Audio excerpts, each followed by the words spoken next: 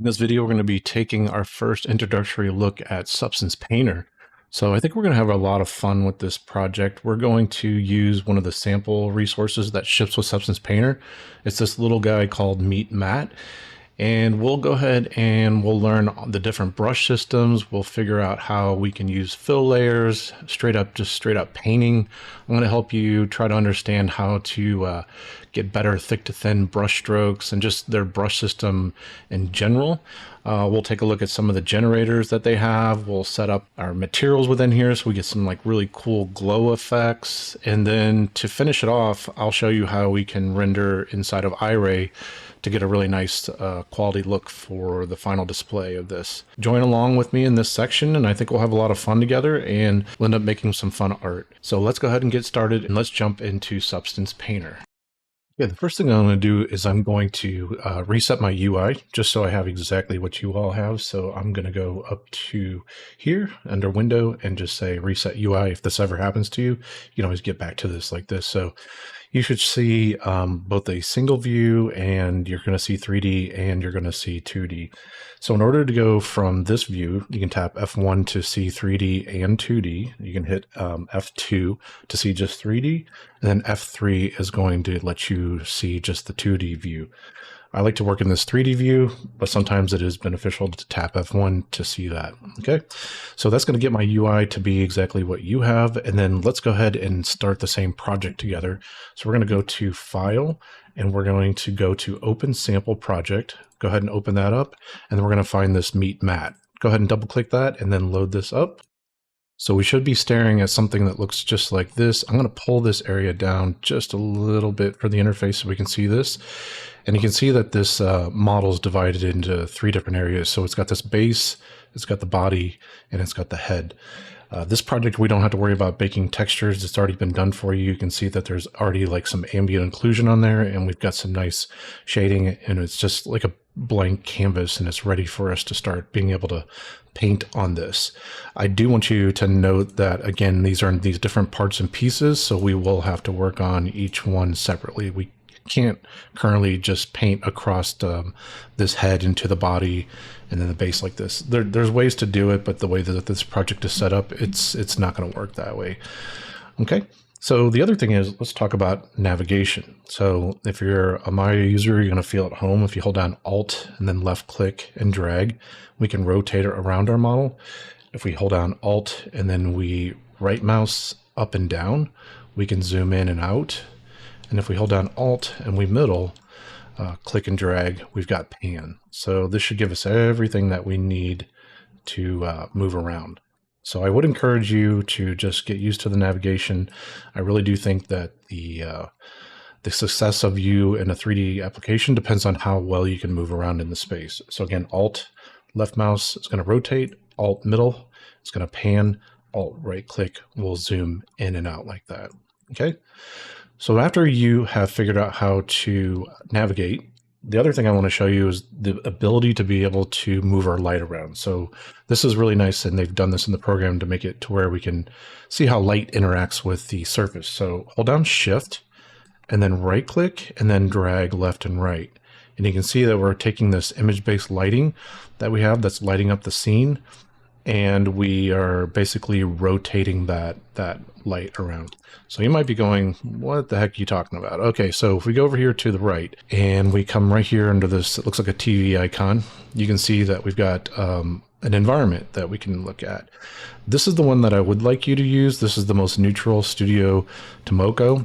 And we can choose different lighting scenarios. You can see each one is something that they've either created by like an artist or somebody putting it together. And like these are really nice because they have no color information with them. They're just like black and white, and it simulates like a studio environment.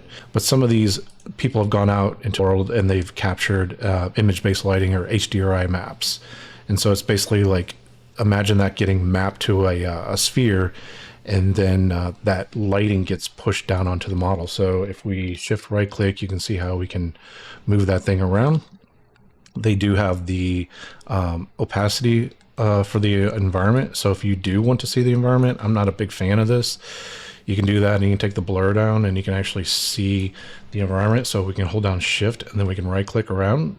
So this probably makes more sense for you. Like if this is the first time you're coming in, this will help you understand what's happening. This world is being projected on here as far as the lighting goes.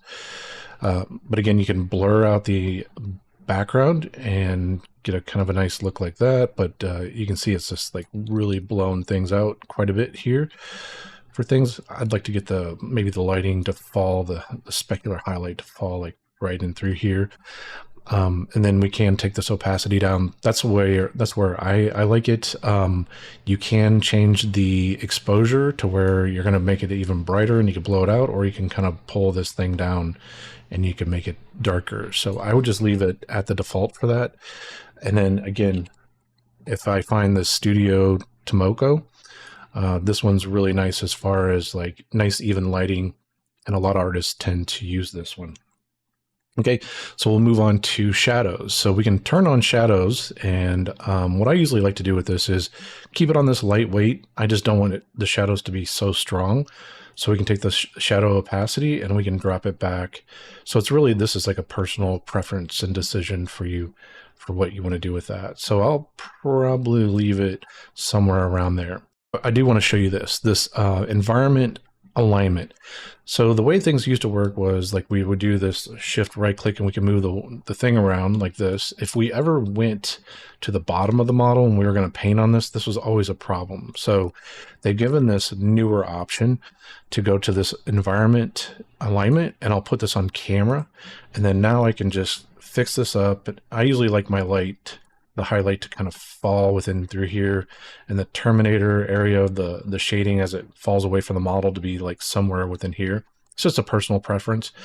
Now if I rotate, that lighting position stays true to us as like the user, and so we're able to get underneath and basically look anywhere in the model where you don't have that issue that was going on before with that. When I get into the glows and stuff like that, this will be more important. It's not really that important right now for this activate post effects, but if we want emissive stuff to really glow, we'll play around with this bloom.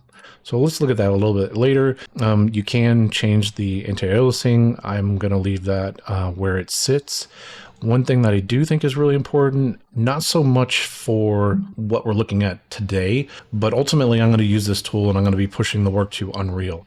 And if I want the specular values, the roughness values, and the metallic values to be similar to what I see in here as I do in Unreal, I need to take this in this area for this little shader settings quality. We need to put this up to at least very high. Now you can put it up to ultra, but I have found that at the very least, I need to have this on very high. It does change the specular intensity inside the program a little bit. So that makes it get a little bit closer to Unreal like that. So by default, subsurface scattering, if you wanted to do that, that's already enabled. Some of these other things we're not really probably going to get into because we're just starting off, but it's possible that you can do some pretty advanced shading within here. We are not looking at emissive just yet, but I do want to show you that it's possible that we can turn this emission up, and we can really crank up like how emissive things are. But we'll get into that a little bit later. So I think that's everything that you would need right now for getting the scene set up, so we can start actually painting on things. Just make sure you get those settings set up, and then let's jump into actually starting to fill some of our shapes with different materials and painting. Now let's go ahead and take a look at their material system that they have in here. And for this, I'm going to not paint on the head or the body. I'm going to go to this base and just go ahead and select that. And you can see if we come up here, we've got our different brushes. We got brush, erase, there's a pen tool. We'll look at some of these different options within here, but I want to have you pay attention to this area here under assets. So if you go right here, we've got these different materials. And if we just click and we drag this here, like that, you can see it's going to fill with things right there like that. Okay, so a lot of these pre-made materials, they've got different settings that you have on here, so you can change some of these on the fly, and you can see you're just going to basically have to play with some of these different materials and see what options they produce for you, and what you'd like from these different materials. I'm going to go ahead and just delete this one.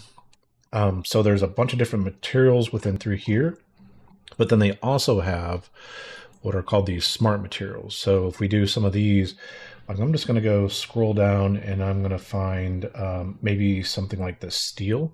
I'll click and drag this over right here like this into this area.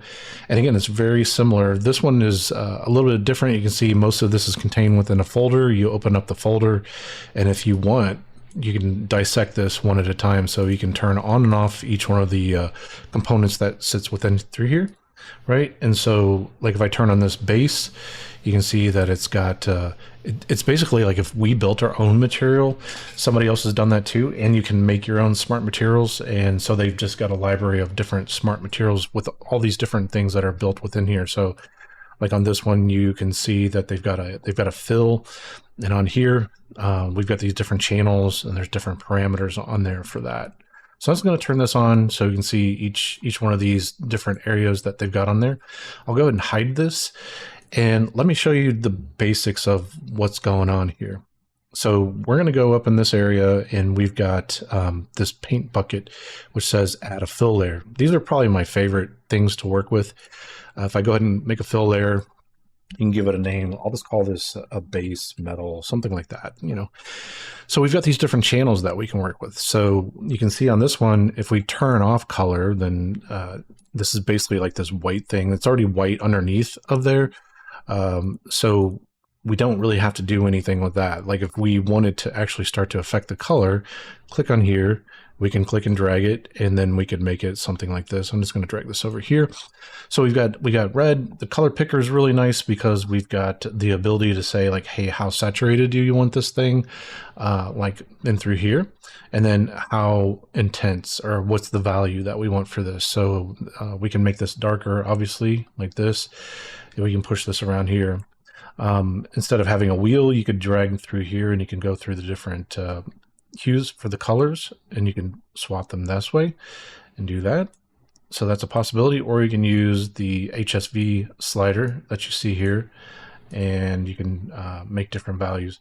If you find a color that you really like, and I know that I'm just going to make pure red, that's kind of boring, you can actually click and make a swatch, and you can always get back to those colors a little bit later. Okay, so I'll close that up. What I think is really cool about this is if we start building and a little bit later, say we make some color choices for the body, and I'll do that for you. I'm going to go to the body.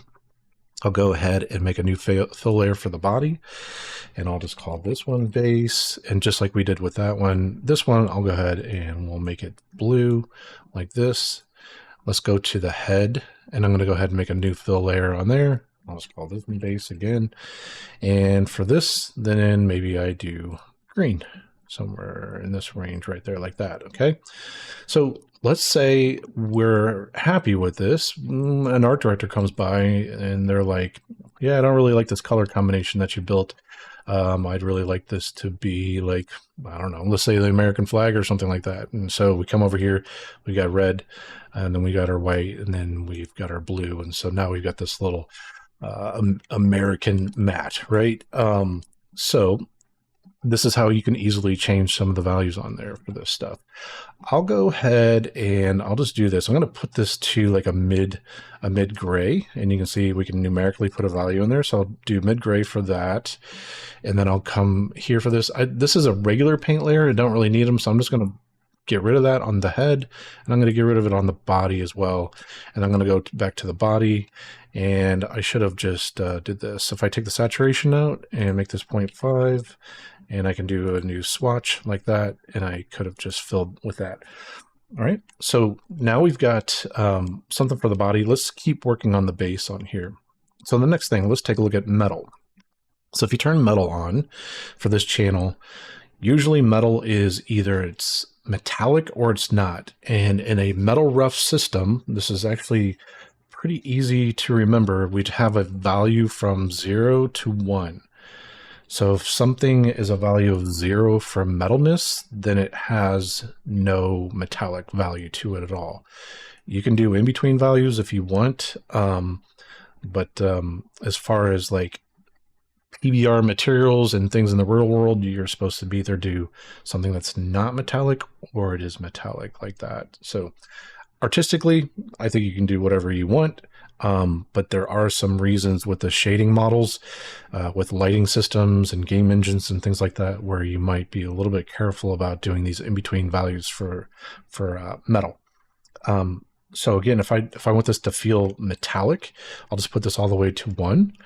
And then I'm going to also put this on here for the spec rough, okay? They did actually change that. It used to be just roughness. Okay, so if I've got this on roughness, if I pull this down to 0, think about how shiny something would be, like a piece of glass. If you polished something to the highest degree possible, it would have no roughness to it at all, and it would make it more shiny and reflective. So that's what a value of roughness being 0 would be. And as we go up, then we can get stuff that feels a little less like plastic and then becomes almost clay-like. Now this specular really works together with the metal. So let me just go ahead and turn the metal all the way off. And you can see now if we've got a specular roughness of 0, it still might feel like glass or like just highly reflective plastic. Not exactly metallic, because if we want this to be like car paint or something like that, then we need to start introducing the metallic component of that together with it, right? Okay, so if we want this to feel like a softer kind of plastic or something like that, we can start to push our roughness value to be somewhere in this vicinity, maybe 0.45 to 0.5, somewhere like that. And as we get closer and closer to something, like if you start taking a look around the walls that you have, and you see some of the paint that they use on the walls, you'll see that they've got either glossy paint that might fall somewhere in here. Maybe you got the semi-gloss, it's got just a little bit of sheen to it. And then if you got matte paint, it's like somewhere within here like that. And if we push it all the way to where there's no roughness at all, that's more like a Lambert material, or it's something that is like I said, it was very dry and it's like clay. So there's just no reflectivity, no bounce going off of that. Look-wise, I like to fall somewhere within here, maybe 0.5, something like that, and through there. Okay. So it is possible a little bit later, we'll look at, we can stamp on some normal map information. And so instead of sculpting in another program, you can use normal maps for things. And then we could also do height data where you can use black and white maps, and then you could make it look like something's either a positive or a negative stamp like that. While we're looking at this, we might as well take a look at emissive, because you will have to set this stuff up, okay? So normally we're taking a look at the layers within here, and when we bake our textures, we can go to this texture settings, but it also gives us access to the different channels that we can look at. And you can see by default, you can see we are able to turn on base color, we're able to turn metal on, the spec roughness, we got normal, and we got height data that is on there. So if we want to add another channel, we can go ahead and click this, and you can see there's a bunch of different channels that you can do. So this gets pretty crazy, right? We're just going to look at this emission color. So go ahead and turn that on, hit apply for it. And then you can see now we've got a new area that we can turn on. So let's do this emissive color. And if I go ahead and turn this on, it's on by default, and it's got a white color to it. And let's say I make it something like this orange or something like that, okay? So not really doing a whole lot, and you're probably going, okay, what's happening right now? So let's go back to those settings we looked at the very beginning, and let's go to the shader settings that you see on here. And if we just scroll down a little bit, you should find this emission. And this is where you're gonna have to play around with this a little bit. I can get a very cool look inside a Substance Painter, but ultimately I'm pushing that to Unreal. So I'm usually just painting some maps and they become masks. And then I set up like the emissive glow and everything inside of Unreal. But in order to get a pretty decent look on here, I'll let you play around with these values that you see within here, but I'm going to put this at least to like 1,000, maybe 1,500 for this luminance value. And then I'm going to come back over here to our display settings, And we can scroll down until we get to this activate post effects. And I am going to turn on bloom. And here, this is another thing that you're going to have to kind of play around with this, like a personal preference here for the amount, like how much it's blooming. I usually put that up pretty high. And then you got this threshold too, where this gives you like how far out this glow goes, right in through here like that. And then you also have a fall off amount, which yeah, if I try to get this more intense, so I'd go maybe somewhere in through here like this, and then you can control this fall off. Again, this is going to be up to you, but I want to keep the glow to be somewhere within through here or something like that. So I'll go ahead and let you explore that a little bit later, but I at least wanted to show you how to get this set up. Now, you did see that the body and then the head become like glowing immediately. So I'm going to go put on here, and then I'm going to make sure for each one of these that there is the emissive channel on there too. So you saw we did it for the base, and we added it, and then we're going to have to do it for the body as well. So I'm going to go add this channel, just do emission color, hit apply like that, and I'll do it for the head. And let's go ahead and put that on there as well. Hit apply for that. And then now if we go back to our layers and then take a look at what we got, we can put it on this emissive color, and I'm going to put it on black like that. So basically by default, it was making that emission color white, even if it wasn't on. So I just want to go ahead and control that, and I can make sure that it's set to black. And then now you can see we've got the base, and it's kind of glowing, and the rest of the body's not. Okay, so this might be a good time to even talk about this, right? Where we can start to mask some of the effects of this, because this is the basics of some of this. Again, we can get into doing more hand painted stuff, but this workflow, I really like this a lot because it just allows us to go back through, and I can dynamically change some of the values on here. Again, if I was going to get more of a glow for the blue and stuff like that. So I just really like it for that ability to change my mind later and tune it. We can start to work with our masking system. So if we go here and we go to add a mask, if we make a white mask, you can see it's going to put this mask on here. If I hold down Alt and I click on it, you can see what we've got. So a white mask doesn't do anything because it's allowing everything to come through, right? Now, if I held down Alt and I clicked on the little mask to see it, if I want to go back to normal view, I just click here back on the shader icon. And if I want to mask everything out, instead of the white mask, I can do a black mask. And at that point, you see everything is taken off at that point. Now, I don't have anything underneath of it. I can turn on this steel that we threw in there before. And then now we've got steel. And then we've got this on here for this black mask. So again, if I hold down Alt and click on that, we can actually see the mask. And I'll put it back on here just so we can see that. And then the other thing that we can do with this mask is we can do stuff like we could do generators, we could do paint. We'll get into this stuff, but right now I'll just even show you a levels adjustment. So with a levels adjustment, this is just like Photoshop, where on the top end you've got your shadows, you got your mids, and then you got your highs, right? And then you also down here have, like, you could either kill the blacks or kill the white on here for the range on there. So I'm basically taking that black mask and I'm raising it up to where I could just see like 50% of it now shining through or something like that. So that's just one way, a quick example of showing you the mask and what we could do with that. So we could also come in here and let's just do add paint. And so if we do a paint on here, let's go to our brushes that we've got. And I'm just going to choose maybe this one right up here, this archive ink. And then I'll start to paint on here like this. And I'm just using a mouse right now. Let me switch to my actual brush. And then we could paint in and out what we're seeing with this emissive material that we've got like that. And really what's happening with this paint, if we scroll down to the bottom, we've got a lot that we need to talk about for their brush engine. But you can see it's got basically an alpha shape on there.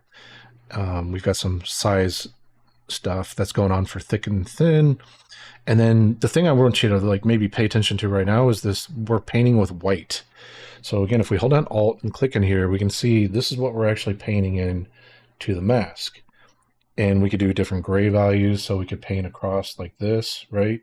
Or we could push it all the way to black. So this is, think of it almost like an eraser, or we're adding. So they've made it really easy. If you tap X, you can flip flop back and forth between dark or light like this. So I could either add to it, and I can tap X, and I can take away from that. So I'm going to click back here just so I can see visually like what's going on with that. You can see if I don't like what I did with this paint layer, I can go ahead and just get rid of it. It's gone. So that's like a nice thing. Like you don't have to ever really worry about like, oh, can I really screw this up? Like maybe slightly, but like most of this is pretty non-destructive if you work in a particular way. So I'll add the paint back to it.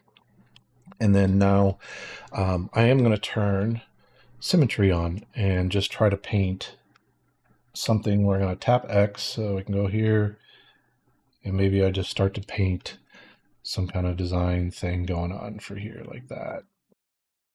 Okay, now that I have this set up, I want to show you some of the values that I was using for the glow and emissive. I need to get a little bit of paint on there to really understand what's going on. So here's what I did to control the look that I've got going on here. So I went back to that shader area. We went to the emission area, and then I just put that, I actually just cranked that all the way up to 100%. And then we can go back to the display settings, make sure that this activate post effects is on, that we got bloom on. And you can see these are the values that I'm using for this, and it feels to me pretty good. So if you want to get similar type of glows and things like that, what you're seeing, what I'm doing, go ahead and take a look at that. So let's continue to take a look at the non-destructive ways that we can work with inside of Substance Painter. And this time we're going to go to the mask area. We can turn on and off our paint, but I'm going to go here and say add a generator.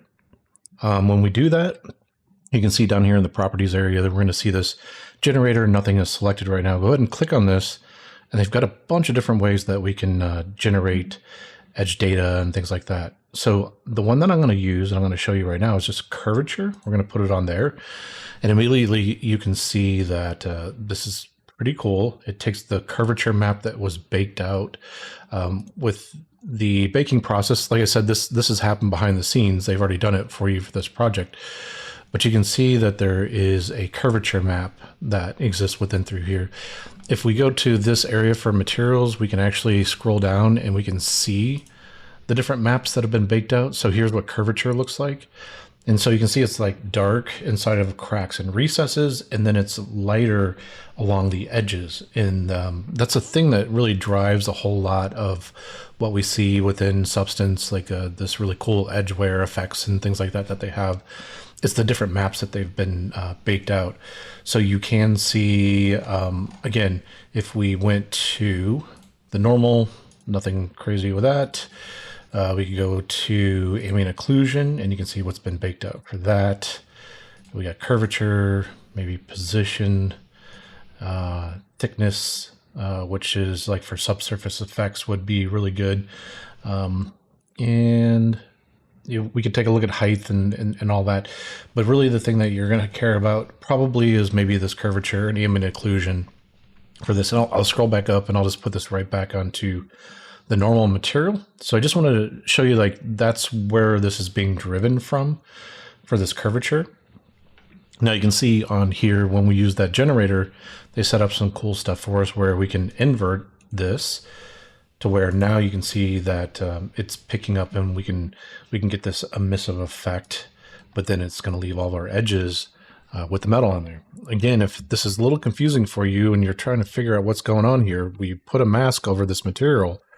And if we hold on Alt, click on the mask, we can actually see what's going on with the mask, right? So right now, we've got it to where basically wherever it's white, that's going to let this layer show through. Whenever it's black, it's going to mask it out and we're not going to see it. So let's click back on here. We've got that. Let's go back to the mask, put it on curvature. We can hide paint. Again, this is overriding this thing over the top of it, so we won't see any of that. But but we can do this. We can do this global contrast. So if we wanted to like pull that effect in, we've got this balance on here, so we could even pull that in even more. So playing around with the different values on here will give you some different effects, right? We can even open up this curvature. Again, you can invert this. They've got different modes. So we got cavities, we got dual, we got this. I'd probably just put it on the edges.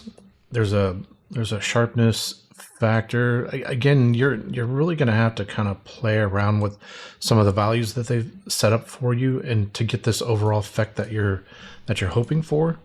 And I'm going to try to get this to where it's just doing this overall shape that we see, something like this, right? And then I'm going to add, instead of a generator, we're going to keep this generator like we got here, and I'm going to add this new thing, and I'm going to add a filter. So right over the top of this, I'm going to go to filter, put this on. I'm going to go ahead and click on here, and filters, there's all kinds of really cool stuff to start taking a look at, but I'm just going to use blur right now. So we can put on a blur, and we can like really blur this result out and soften that thing up quite a bit like this. And now that I got this combination of the curvature and the blur, maybe I come back to curvature and I start to play around with this this balance factor and try to get that pulled in just a little bit more, something like that. Okay. And so this is pretty cool, right? We've got the possibility of doing our paint. Now the order of this stuff matters. Like if I put my paint on top, we could do the paint that we did before in combination with this effect. All right. I'm gonna show you this as well. So we've got the possibility of mixing these things together. I'm going to go back to the curvature, and you can see we've got these different blending modes. There's more to it that we can get into with this, but I'm just going to show you, at least for now, that it's possible we can affect each one of these individual channels. So just like we looked at with those enabling base color or metal and roughness and everything, we can start to play around with those different values on there for that. If we go here for this normal, if we take this value and we start to pull that down, you can see we can lessen this overall effect for everything that we see on here like that. So that's a possibility. The other thing that is a possibility is if we go back to this filters and we go back to put a levels adjustment on things. I could put the levels adjustment up above here. I'm just going to hide the paint thing just so that's not confusing right now. And then you can see with this levels adjustment, you can see this histogram here, and you can see some of the data that is being represented. So again, we got shadows, we got mids, so we can either pull that down or increase it, and we got our whites, and we can either increase that or pull it down like this. Now you can see I'm going to try to like really crunch these values that you see here. So just like what we did before, there's like this possibility to invert this. You got this within the levels area, so you could do that as well. So it's just some additional ways that you might be able to control like the lows and the mids and the highs for some of this stuff to alter the look of things. And this comes in handy sometimes. Sometimes you want to kill this overall effect of things, and we could either do this and it's just kind of like letting everything come through, pushing the map towards white, or we do this where it's almost like we're fading everything out, like an overall opacity that we've got on things. So there's quite a bit there. And now if you see this overall effect, this is this next level of things that I think is very, very cool and non-destructive about the workflows that we have within here. I'm just going to click on this to hide all these options. So if you want to see it all, that's completely fine. But if you ever want to collapse this stuff, just click on the little shader ball icon and that'll close that back up. And we've got this idea, just like Photoshop. I'm definitely a big Photoshop user, love Photoshop, used it for a long time. And I love their layer groups that they have. So we can add a group within here like this. And actually, I really need to change the name of this. Is not great. So this is like base emiss, something like this. And I'll just call this emiss for this folder, and I'll make sure that the shader's inside of that thing. So you can see how it just kind of shifted over a little bit. Now, if this works correctly, and you can test it out, you can turn on and off the eye icon for that, and it'll completely hide this, just like you see here. Okay, so I've got a thing right now where I really don't want that on the bottom. So what could we do here? We could do a couple different things. We could go and say we could put a white mask on this group now, and like what we've looked at before, we would need to paint out black into here, right? And so if we go to scroll down to the bottom of our brush, you see we're painting with black. So that's a possibility. Or we can come here, we can fill it with a black mask, and it just killed everything. And then now I want to paint on the top of this here. On this one, I'd probably want like a nice basic soft airbrush. And if I came here, we can see some of the controls that we've got. We can control the overall size of this. So we got the size of our brush. This stuff exists up top here as well. So if you ever want to get to it through here, through the details area, you can do it there, or you can come up here. And a little bit later, I don't want to throw too much just right at this point. It's possible that we can do it with some hotkey controls as well. The very easy one is Photoshop. You can use the bracket keys and you can go up and down with this. This lets you know if we've got pressure sensitivity turned on. So I'm going to use a pen for a nice soft airbrush. I don't want the size to change, so I want to keep it like this nice soft thing. But I would want to turn on the pressure sensitivity for the opacity. And you can see they call it flow within through here. So I can just very gently paint on there. I will say about Substance Painter, the thing that I have noticed is that their brushes are very, very strong as far as like this opacity goes. So I'm going to take this opacity and I'm going to drop it back pretty low like that. Okay. And then now I'm just going to just gently paint some of this stuff in. Okay. So I'm going to get into, the actual just like hand painted kind of thing. And some people say they don't like Substance Painter for doing like hand painted and stuff. I've always used the program in a bit more of this like more procedural kind of way. So I've never been like super picky about like how great of a brush engine it has. I think it's definitely improved. And later on, when I show you more about painting, I am going to talk to you about some options to make it paint what I think is you're going to get better thick to thins and things like that. And we can make our own brushes. So I'm just going to use the bracket keys, like I said, and maybe paint some of that in. And then now we don't have that on the bottom anymore. Earlier in the video, I showed you how we can turn on and off symmetry. Like I just tap that real quick, spend a little time there, and you can actually see there are some options within here. So these are the options that I have where I show this intersection that we've got going on. For that, I'm painting with X symmetry, and I can actually turn off that intersection.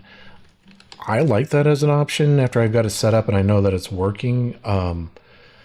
But I've been using the program for a little while, so I don't really need that visual indicator there. For whatever reason, I don't know. It's up to you, but that just kind of annoys me to see this red line.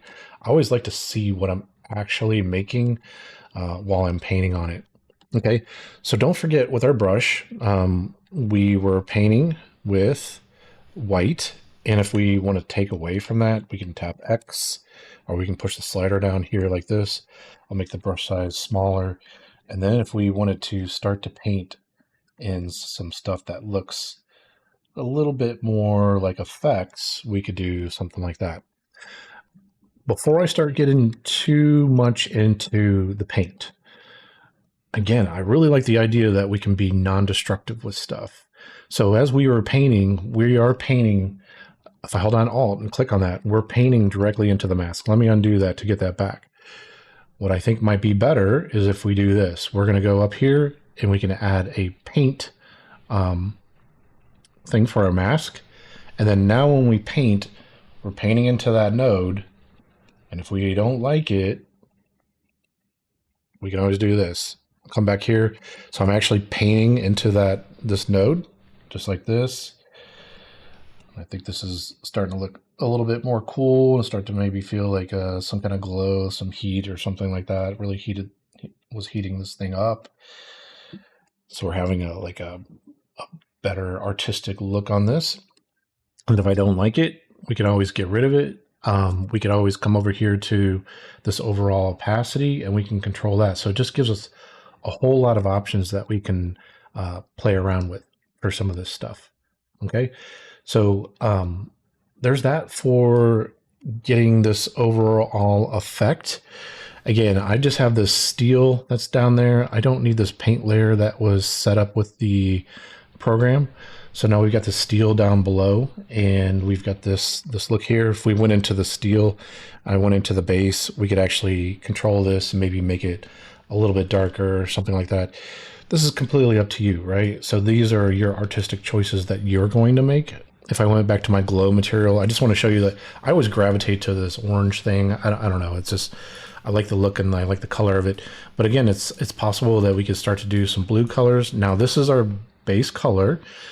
And if we come up here and just take a look at what's going on with color, it's filling it with that blue. It's just that emissive is over the top of it. It's so strong, right? So I would use this as the base color. Then I would start to change the my emissive color that I'm using within through here.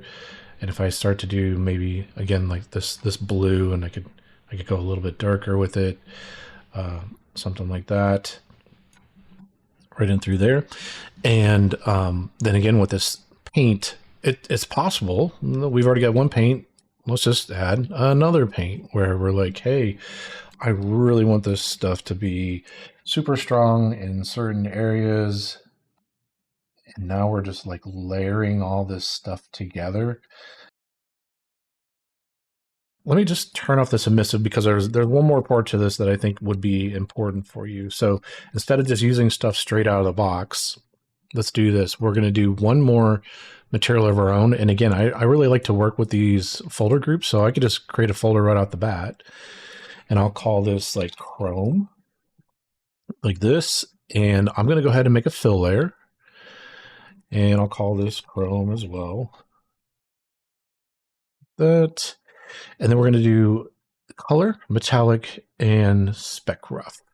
Let's make this a little bit darker like that. We're going to take the metal, put it all the way to 1, and then this specular rough, I'm going to get it really low and through here, just like that. And so nice and shiny, right? Again, I'm going to take this and I'm going to add a black mask to get this thing out of there. And then now I want to paint in exactly where I want this to show through. So I'm just going to use this basic hard, and they do have this basic hard pressure. Let's use that one. And again, we're going to take the bracket keys and I'm just going to paint in here, and I'm going to paint right along this area, just like this. You might have to move your camera, or let's do some paint strokes on here. And I'm making this just like super chrome looking. Shift right click, and you can see we can rotate the light around and we can see what's happening with the light on there. This is this next part I want to show you that I think is really cool. We can make it look like it's getting chipped away, not only by what we paint, because we're painting this stuff in, but we can also go to the material and we can turn on height data. Now nothing's going to happen until we take this height area and we can either push it up to make it look like it's like on top of the surface, or we can push it in just a little bit to make it look like it's digging in just a little bit like that. So I'm just going to keep it pretty low. I want to show you this setup for this effect that I'm going for. I really wanted to make it feel like anything that we built on top of any pre-existing smart materials or materials that are down below are going to be completely overwritten by what we're making here. What I'm going to show you is this. There's a way that this is actually blending together so you can get height data that works together with normal data and that you can keep adding on to that. And that's the default setup for things, and it usually works just fine. But you might find yourself getting into these cases where you want something like this, where the thing on top, you want it to completely cover everything down below on there. And then this is where it does get a little bit confusing, and this is a little bit more technical. We need to go into this fill layer that we made, and we need to go, instead of taking a look at base color, we can take a look at the normal information. And normally this is put on something like normal map combined, something like that. You need to put this on either normal or you need to put it on replace. So I'm going to put this on normal, and then that might reduce like anything that's going on underneath of it normal wise. You also need to have the normal map channel on. And then this is what was really tripping me up. I couldn't get rid of this brush steel effect that's down here in this material here, this part right there. That was causing that look. I still want it there in the shader, but I want to overwrite that. Okay. So let me close that back up, and I'm going to show you here. So here's the normal data, and the part that I was missing was I need to have this normal put on. In order for to overwrite it, you can see when we turn that on, it puts this flat normal color in there, and we're actually telling it to overwrite that with this normal setting or replace. Okay. So if I do that, we got that. And then let's go to the height information too. And you can see that that's probably on something like this linear dodge add. We can put that on normal, or we can put that on replace as well. I'm just going to keep these on normal, and that should be able to do that for us. I do have on here in the material, again, I've got height turned on as well, but I've got a custom height amount. Now we need at least have some kind of value for that. You can see this value that I've got. This is what's causing it to look like this thing's been chipped away, and then the paint's kind of going on there. The other thing you might be going is like, hey, your brush looks a little bit different than mine. Why do you actually see this shape?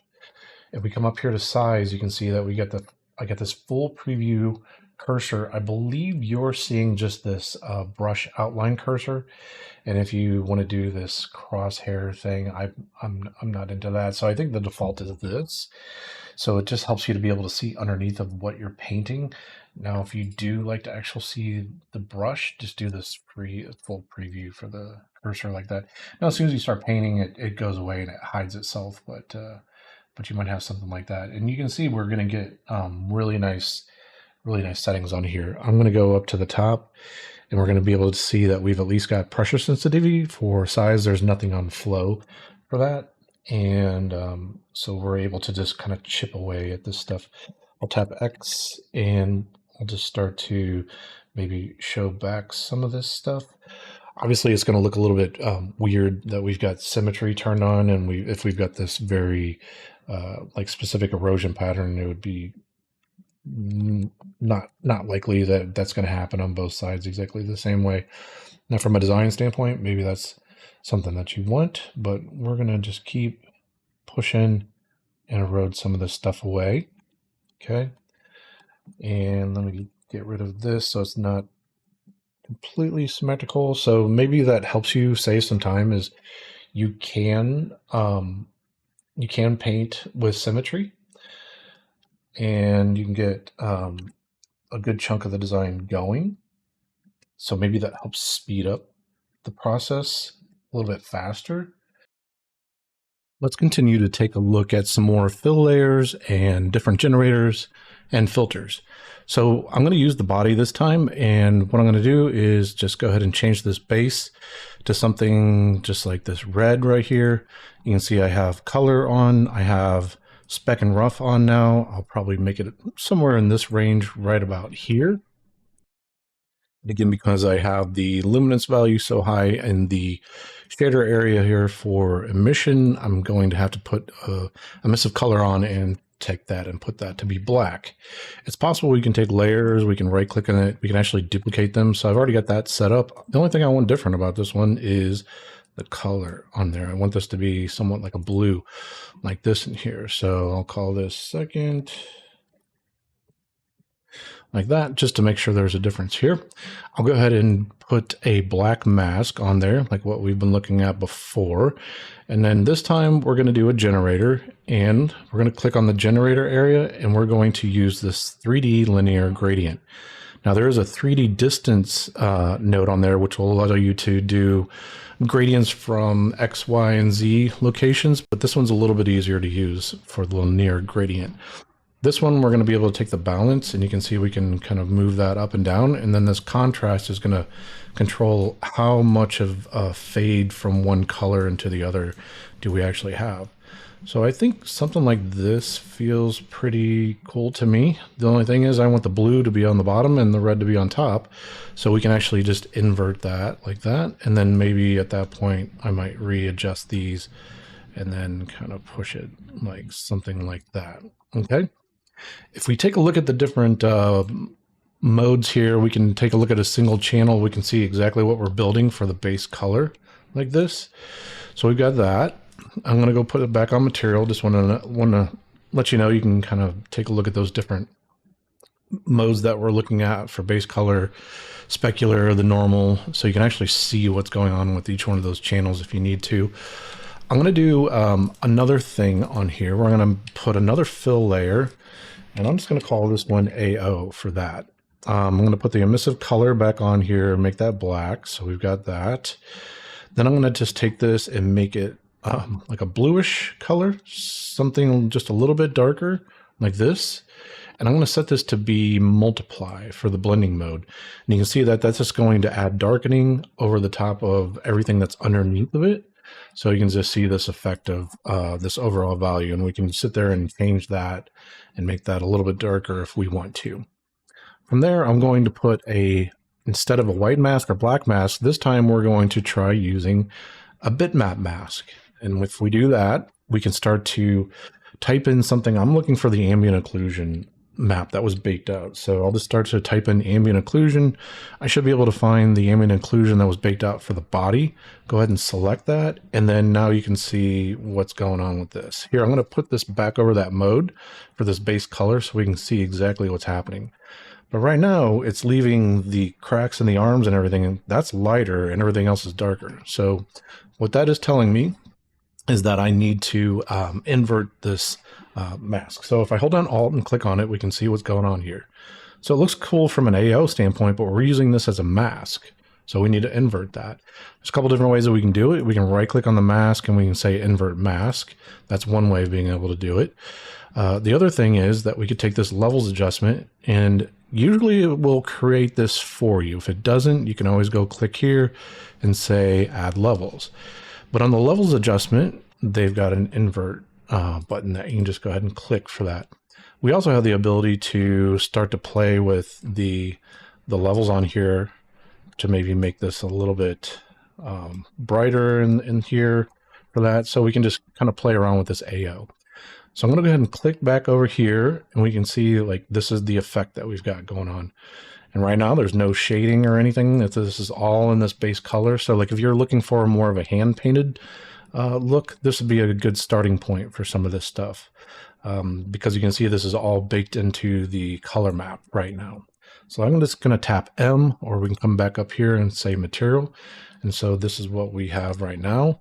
In this mode, we might want to go ahead and play around with also turning on the specular and the roughness. And then maybe I take the roughness and I make it increase that. So there's no specular going into these cracks, and it'll make it feel a little bit, just a little bit darker. I can go back to the mask and go back to our levels. And then again, we can start to play around with our darks, our mids, and then the lights that are on here like that. So you can dial this in and get a really nice look for what you're going after. I'm probably going to go back on here and then just go to the specular roughness and then up that just a little bit. And then one other thing I was going to show you is this. I showed you how we could use a generator, and we could use that to pull out our edges using the curvature. There is a way to do that, just like what we did with this AO, and I do think the look is just a little bit different, so I did want to show that to you. So I'm going to go ahead and make another fill layer, and I'm just going to call this edge like this, and let's go ahead and put that emissive on. I'm going to make it black just so there's no emissive on this thing whatsoever. And then maybe I just do like a light pink, or I could do like a light blue. So we'll see what colors go for this. Again, for the mask, this time I'm going to use a bitmap mask. And instead of using ambient occlusion, I'm going to type in curvature. So I'm going to type in curve like this, and I'll get the curvature for this. Let's take a look at this. Hold on, Alt, and then click on there, and we can see what's going on. This one didn't make the levels adjustment, so I'm going to go right here, and I'm going to say add levels, just like this. And what I'm trying to do is get the mask to be pretty much black, except for along the edges where I want that to be white. So if I pull this over here like that, pull this here, and then push this like here, I can start to get something that's picking up on the edges a bit for that. Okay. So I'm going to go back out here just so we can see what's going on. And if that's really, really harsh, then we can come back over the top of this. Let's go make a filter, and we'll do our blur again, like we did before. And now you got some kind of control to actually blur that out. Obviously I have this on blue. Again, now that it's all set up, we can actually see like what are some of the different color differences that we can try out for this and see how it looks.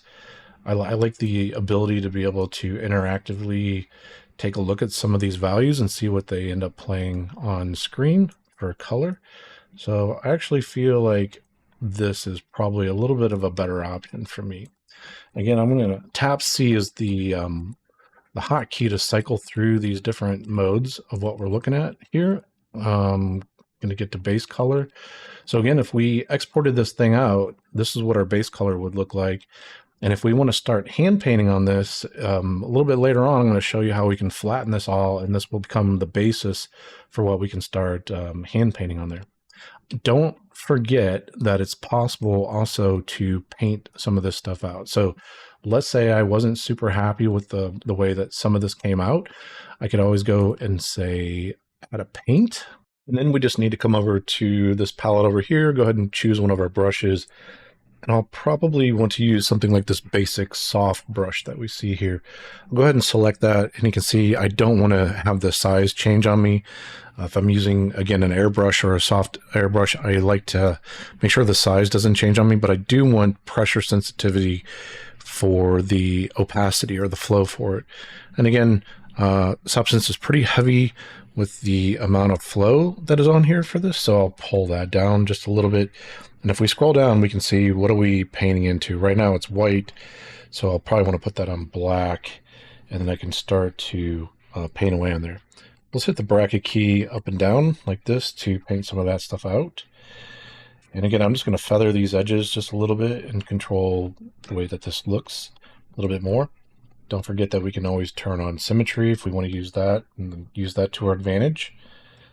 So I was kind of brush this out just a little bit like that, and just checking around here and seeing if there's anything that I can do to try to improve some of this stuff.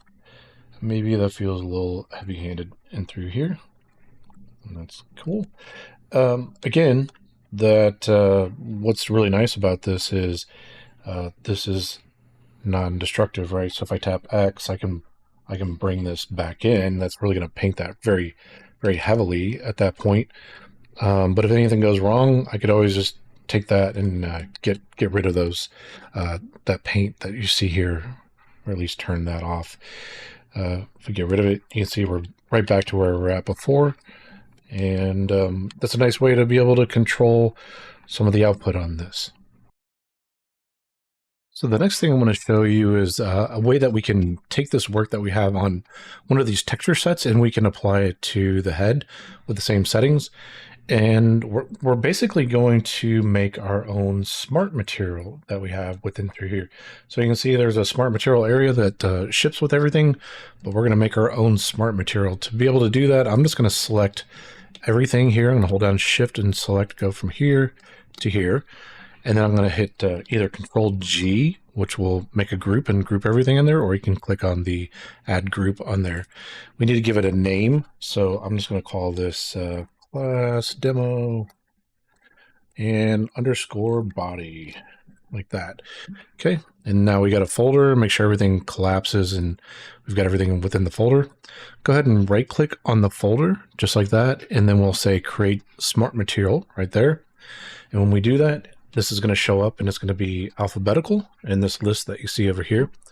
Now let's come over to the head, and just like these smart materials that we've done before, all we have to do is click and we can drag this in here. I'm going to put this above this base that you see there, just like that. And then we have all the parts and pieces that we had from the previous round.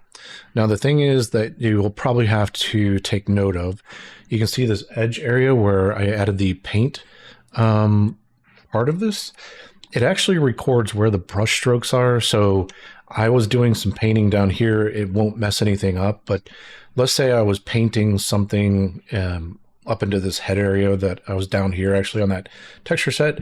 It's just basically if you have a different shape and you've painted something and you save these smart materials, there will be some paint on there and you'll probably have to maybe either clear out this paint layer or erase it out. So just don't be alarmed. It's part of the process where Substance behind the scene is actually recording all your different brush strokes that you have.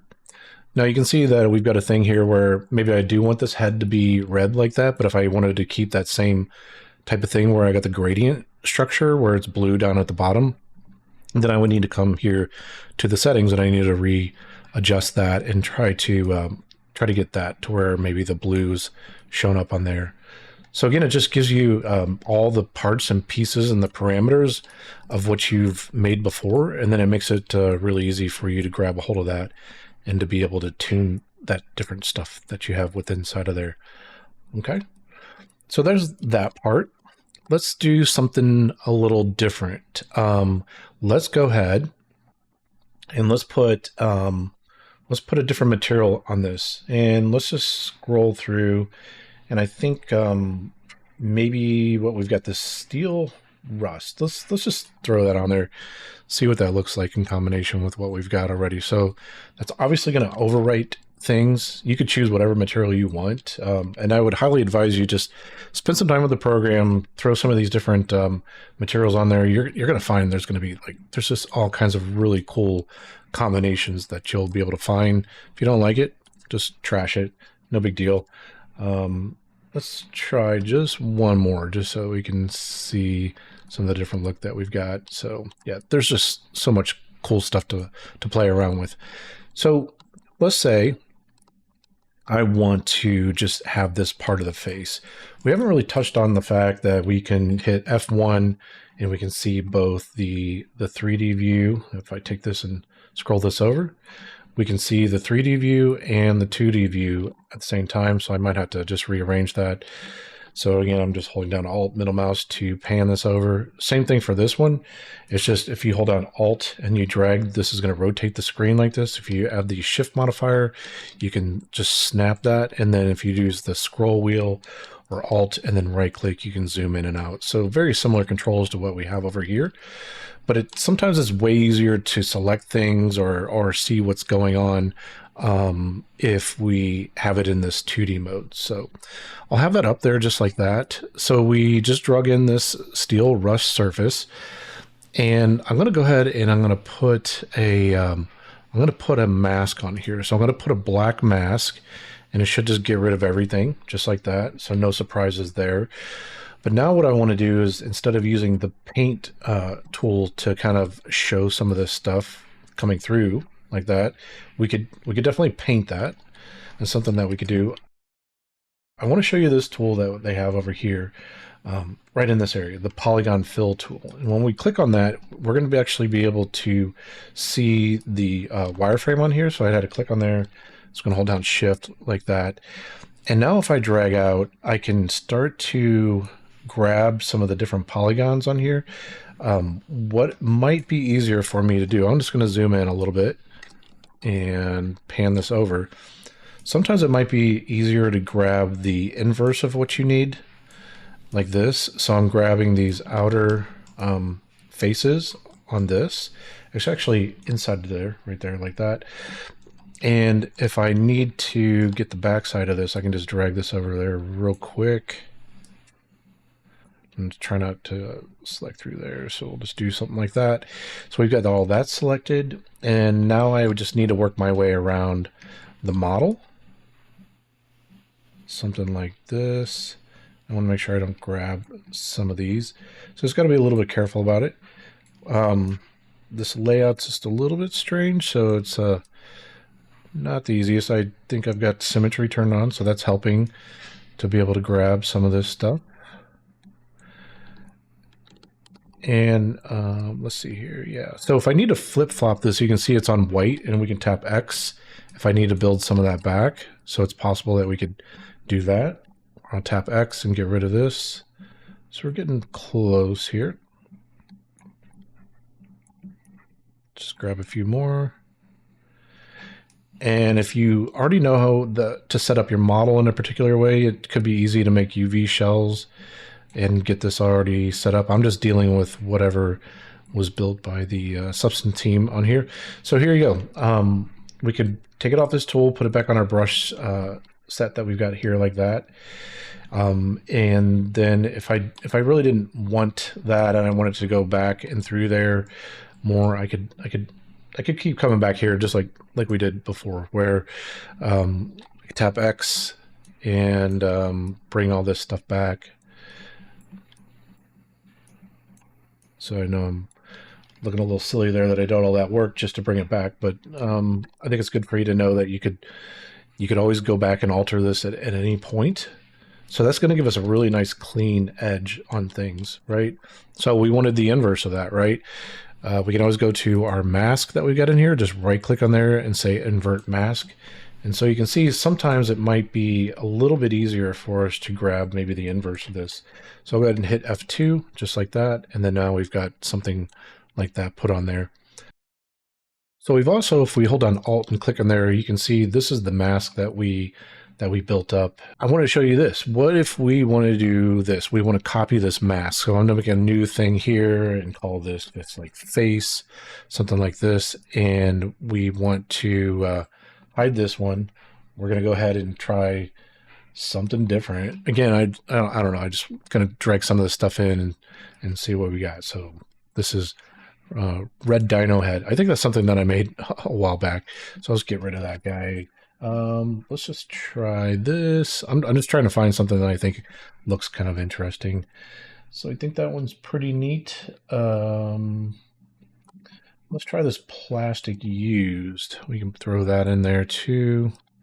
So I think that's pretty cool. We could also do stuff like we blend these together, and we could do like a multiply on that. Since we have everything in this folder group, what we could do now is we could right click on here and we can copy the mask from the thing that we made before, copy that, and then we'll just go ahead and make a black mask and then just right click in there and say paste into mask. So we've taken the information that we've done before. So once we build one mask, it's possible that we could like copy that and use that over and over again. So I'll open up this folder, and if we got rid of that or this, let's see what we've got on here. Let's just put this on normal like this, and then get the opacity and then pull that up. So yeah, that's the way that we could build a system. We could steal some of the masking from previous sections and then paste that on there. And that should make it really easy for you to isolate an area and do something pretty cool and interesting with it. All right, now that we have all the parts and pieces set up, I wanted to show you just how I went through and tried to just unify some of what we're looking at. So if we go to the base here and we actually go to the steel part, they have some settings on here where I could come and change a little bit of the color information. So I made that a little bit darker. And the only thing that I did that was a little bit different, I showed you how I painted some of this metal that was coming through here. So making this base part darker really was making a pretty big difference between the darker part and then this metal that I wanted to show through. So if I go to the chrome on here for this, the only thing that I really did that I added a difference to was on this mask here, I used a blur called blur slope, and I did want to show you that. I think it's pretty impressive what this thing actually does. So if we go to the blur slope, it takes a look at the black and white values of whatever that map is, the edges, and it's got like a pattern to it. So this will be maybe a little more obvious. As you see, I can change the intensity of it if I really crank this up quite a bit.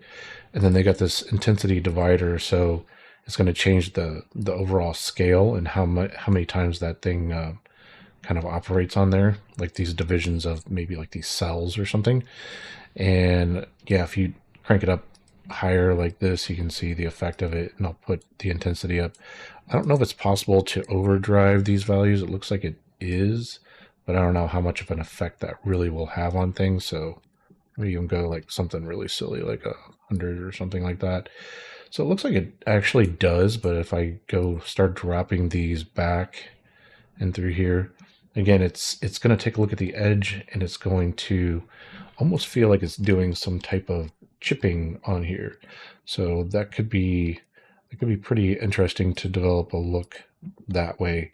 And depending on the this divider, then I might need to start to drop back the intensity of this stuff. So this is what I originally painted, obviously, and then if I do something like this, I can break up that edge a bit more. And then I just worked on the glow part of this and just tried to soften it up just a little bit. When it comes to the body, the thing that I was mainly working on was getting some interesting color combinations. So I started to have this idea that maybe this base is, it's got heat to it. And so I started using some warmer colors and moving away from the blues, and then using some oranges on here.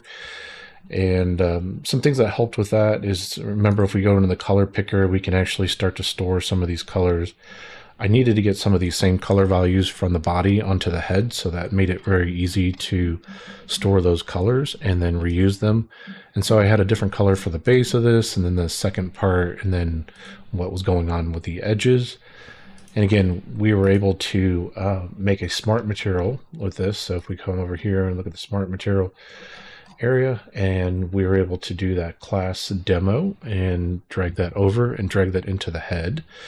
So I basically had that on the head, that same thing that we looked at here on there. We looked at adding some of this steel together. And I did put these eyes on here and these glowing parts. Let me just hide that for just a second so I can show you this part, because I did use that same technique that we did where we had these, I had the steel, and I showed you that I drug that in from the smart materials. But you can see it's got a lot of information in the face area. I did like this wear and tear that was going on around there, but I wanted to have this be really nice and shiny and through there. So then I added a chrome material, and again, we needed to turn on, I wanted to control the color, the metallic value for that, the roughness, and if I was going to override that with the normal and the height information, remember we got to go here. I put it on height, and then we can put that on normal, and then we can put it on normal here, and I put that for normal as well. So both the normal and the height area, put this blending mode to normal, and this will override any of the height data and any of the normal data. And so I got like a really clean look in this area. Also, don't forget that you need to have the normal channel enabled along with the height, and that should override that. So I just put that in this area right here like this. So I was trying to give a nice clean surface, and then I wanted to do something that looked like some glowing parts for the eyes. What I actually did for that was I stole the emissive that was going on that was already built down here for the base. So it's also possible, I wanted to show you this as well, that you can copy single layers. So if you go to this this thing here, let me find the emissive part right here. I actually had to click on the folder, and this will give me the material that I've got, that fill layer. And you can see this is what I was doing for the emissive on there. You can just right click on there and you can say copy layers, just like that. And then once you copy layers, you can go to a different texture area. You can go to a different texture set, and you just right click in here and you can say paste layers. So I just went ahead and pasted this layer. Let me go ahead and turn this on, and I'll show you one at a time the different things that was done on here. So the curvature was already on here, and I did tweak the curvature a bit on here to get it to just kind of fill in some of these cracks that you see here, and it's just a little bit brighter. Took the levels, and you remember we can come here and we go levels.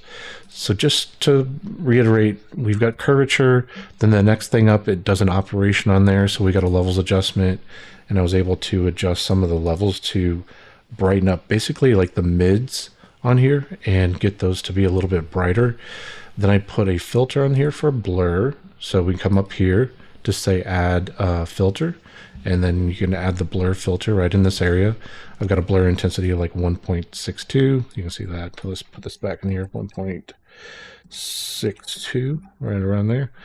And then from there, I got some paint, and we got some eyes, and then I took this and I just blurred that just a little bit for that. So the part you're probably like, what's going on with this paint thing, and how can we paint with these different shapes that you see here? I'll go ahead and put it back on the paint area. We'll put it on one of our brushes, and I think what I would want to do if I wanted like a very hard edge stamp, let's start with this basic hard brush that we have here. So you can see, like, if we start to stamp on here, obviously we're going to get like this circle shape that we see here. I do have this option on for full preview of the cursor, so that's going to be helpful in this situation. We can turn on symmetry just like this, and if I hit the bracket keys up and down, we can control the size of this just like that. Let me just shift right click to rotate that light out of the way, just so it's a little bit easier to see. If I tap X just like this, then maybe I start to do some shapes in there like that. Okay, so that probably makes sense again for the brush that we've been using, but how do we control the overall shape of it? If we scroll down, we're going to be able to see the alpha that's on here, and you can see the default alpha shape right now is this like circular thing. Let's go ahead and find the alphas and go through here, and they've got a big shape library that we can choose from. So it's really up to you what you want to play around with design wise, but I'm going to just try maybe one of these arrows that you see here. So now I want to introduce you to some hotkeys that exist for the different brushes for what we can do with this. So let's take a look at this real quick here. So we've been turning on and off the icons here for pressure sensitivity. So if we don't want anything to be changing the size of this, then just kind of stamp it down. We don't want anything to change with the size on this. And then the opacity, we probably want that at full opacity like this. If we hold down Control and then right click and drag to the left and to the right, that will give us the opportunity to interactively change the scale of what this thing is right there like that. And if you hold down Control, you should get this this menu over here that's going to tell you a lot of the different options that are available for this. So you can see I can just stamp down, but this is subtracting away from it. So that'll be a little more obvious. If we tap X, remember we're flip-flopping this black and white value that you see here. So I'll just go ahead and set this right above here, just like that, and we can get maybe an eyebrow shape or something like that. So there's that. What if we want to change the orientation? You can come over here to the menu. You could do that, but that's probably not the way that I would suggest doing it. If you hold down Control and you left click and drag up and down, that will rotate it, and that's probably a little bit easier to do. If you drag left and right, so you Control left click and drag left and right, we're doing the opacity of this brush. I want that at full opacity, and I gotta admit I get those mixed up a little bit. Control left click and then up and down will go ahead and do the rotation for this. So Control right click, scale, Control left click will do the rotation thing. So let's go ahead and click that. I'll tap X to get rid of that there, and I could do some kind of shape like this. So if you want to change out any of the alpha shapes, like just come on down here to the alpha. And I know what I did for the mouth is I found that there was a flat bar that's sitting somewhere right around here. So I just did something like this and tap X. And let's just do something like that right there.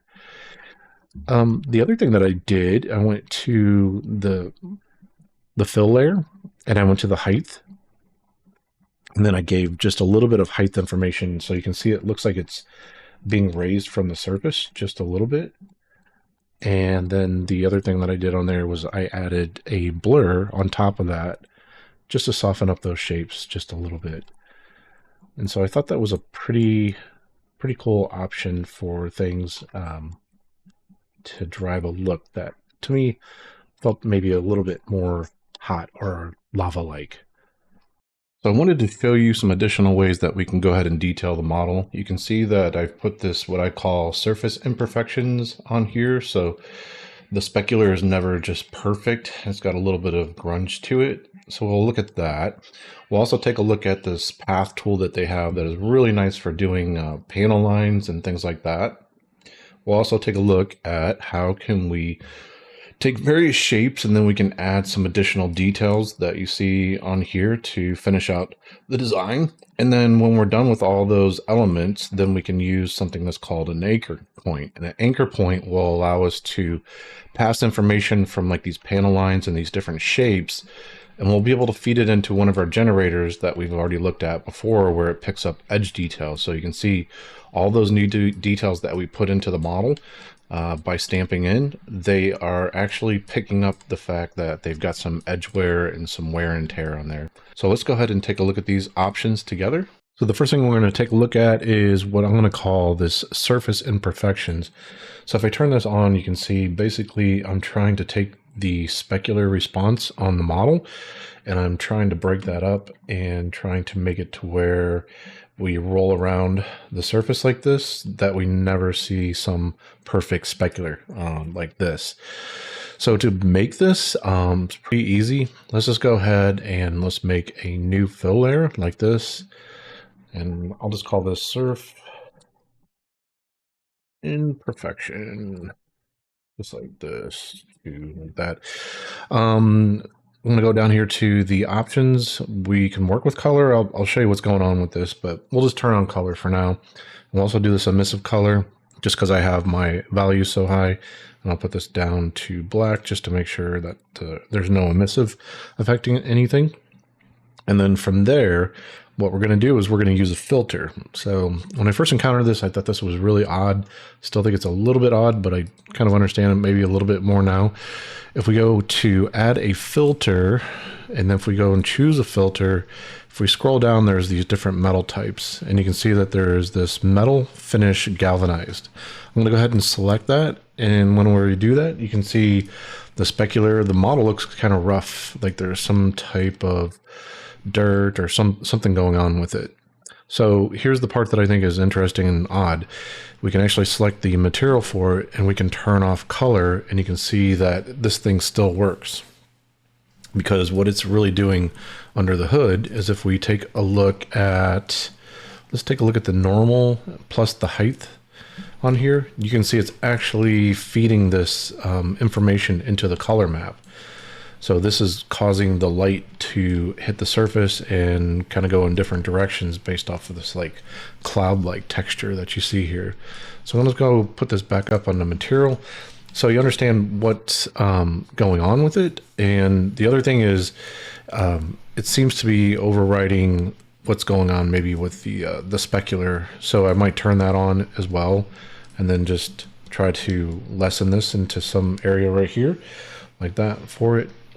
So I definitely know that it's breaking up the spec. If I want to easily see that, then we can take the roughness value and drag it down somewhere within here like that.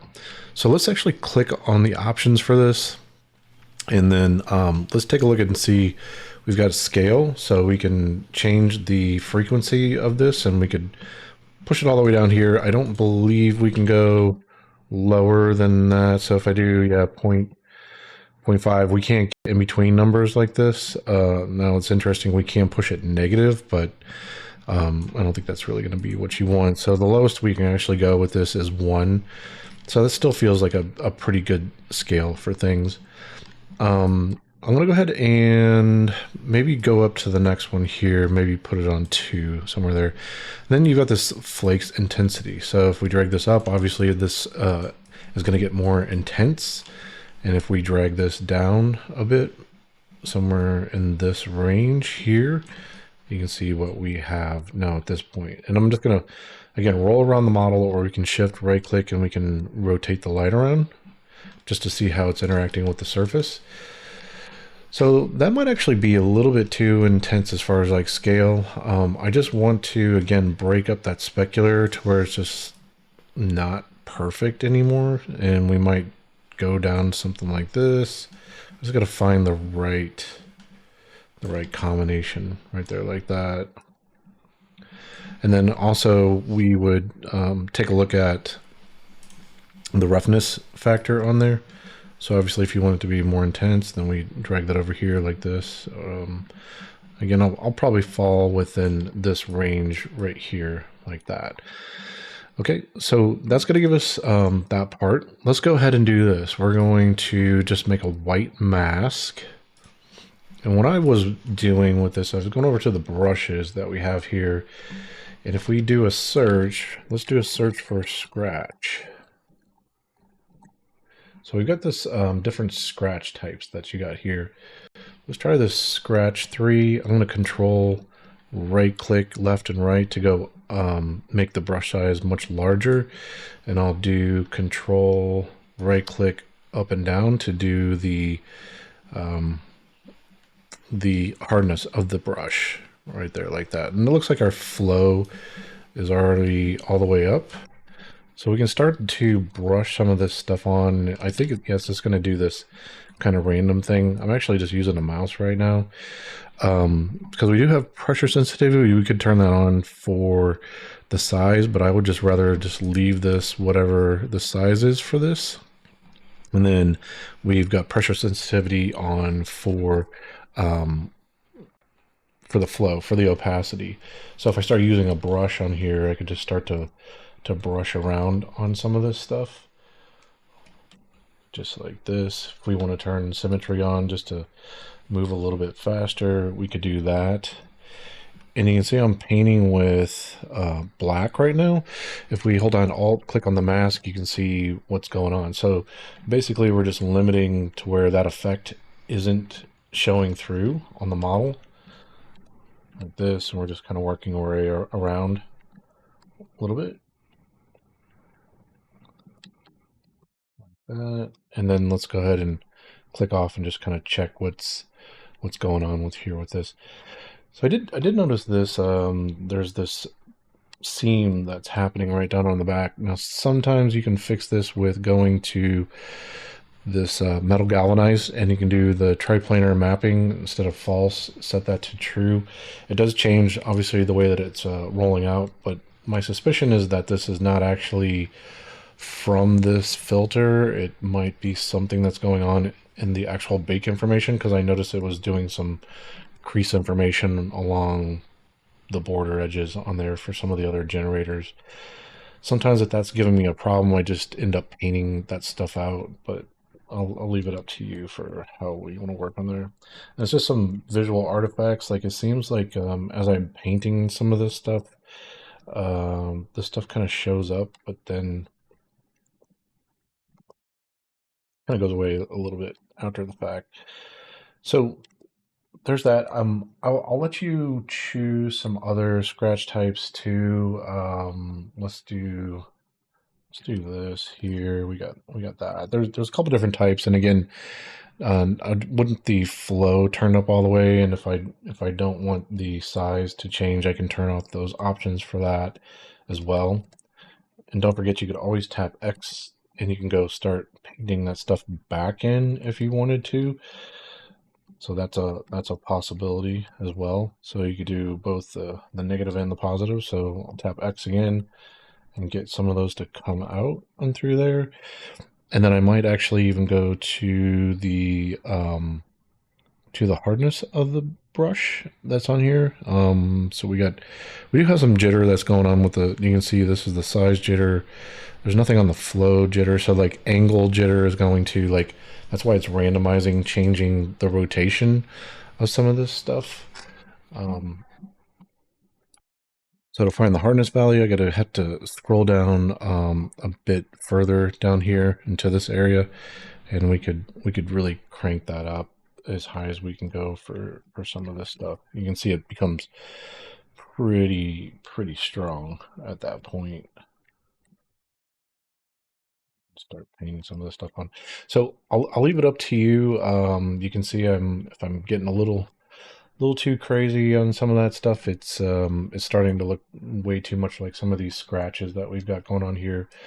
I might try something like drips and see what we've got for something like that, or splats.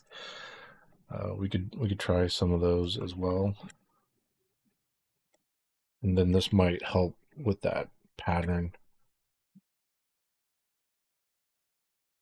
So again, you have a lot of different options to try the different brushes with this, but this should give you a nice little setup to where we can get rid of the perfections that we see on there. And I've already got one for the head, so I'll go ahead and turn that on. So let's go now and let's start taking a look at how we can start building some of our panel lines.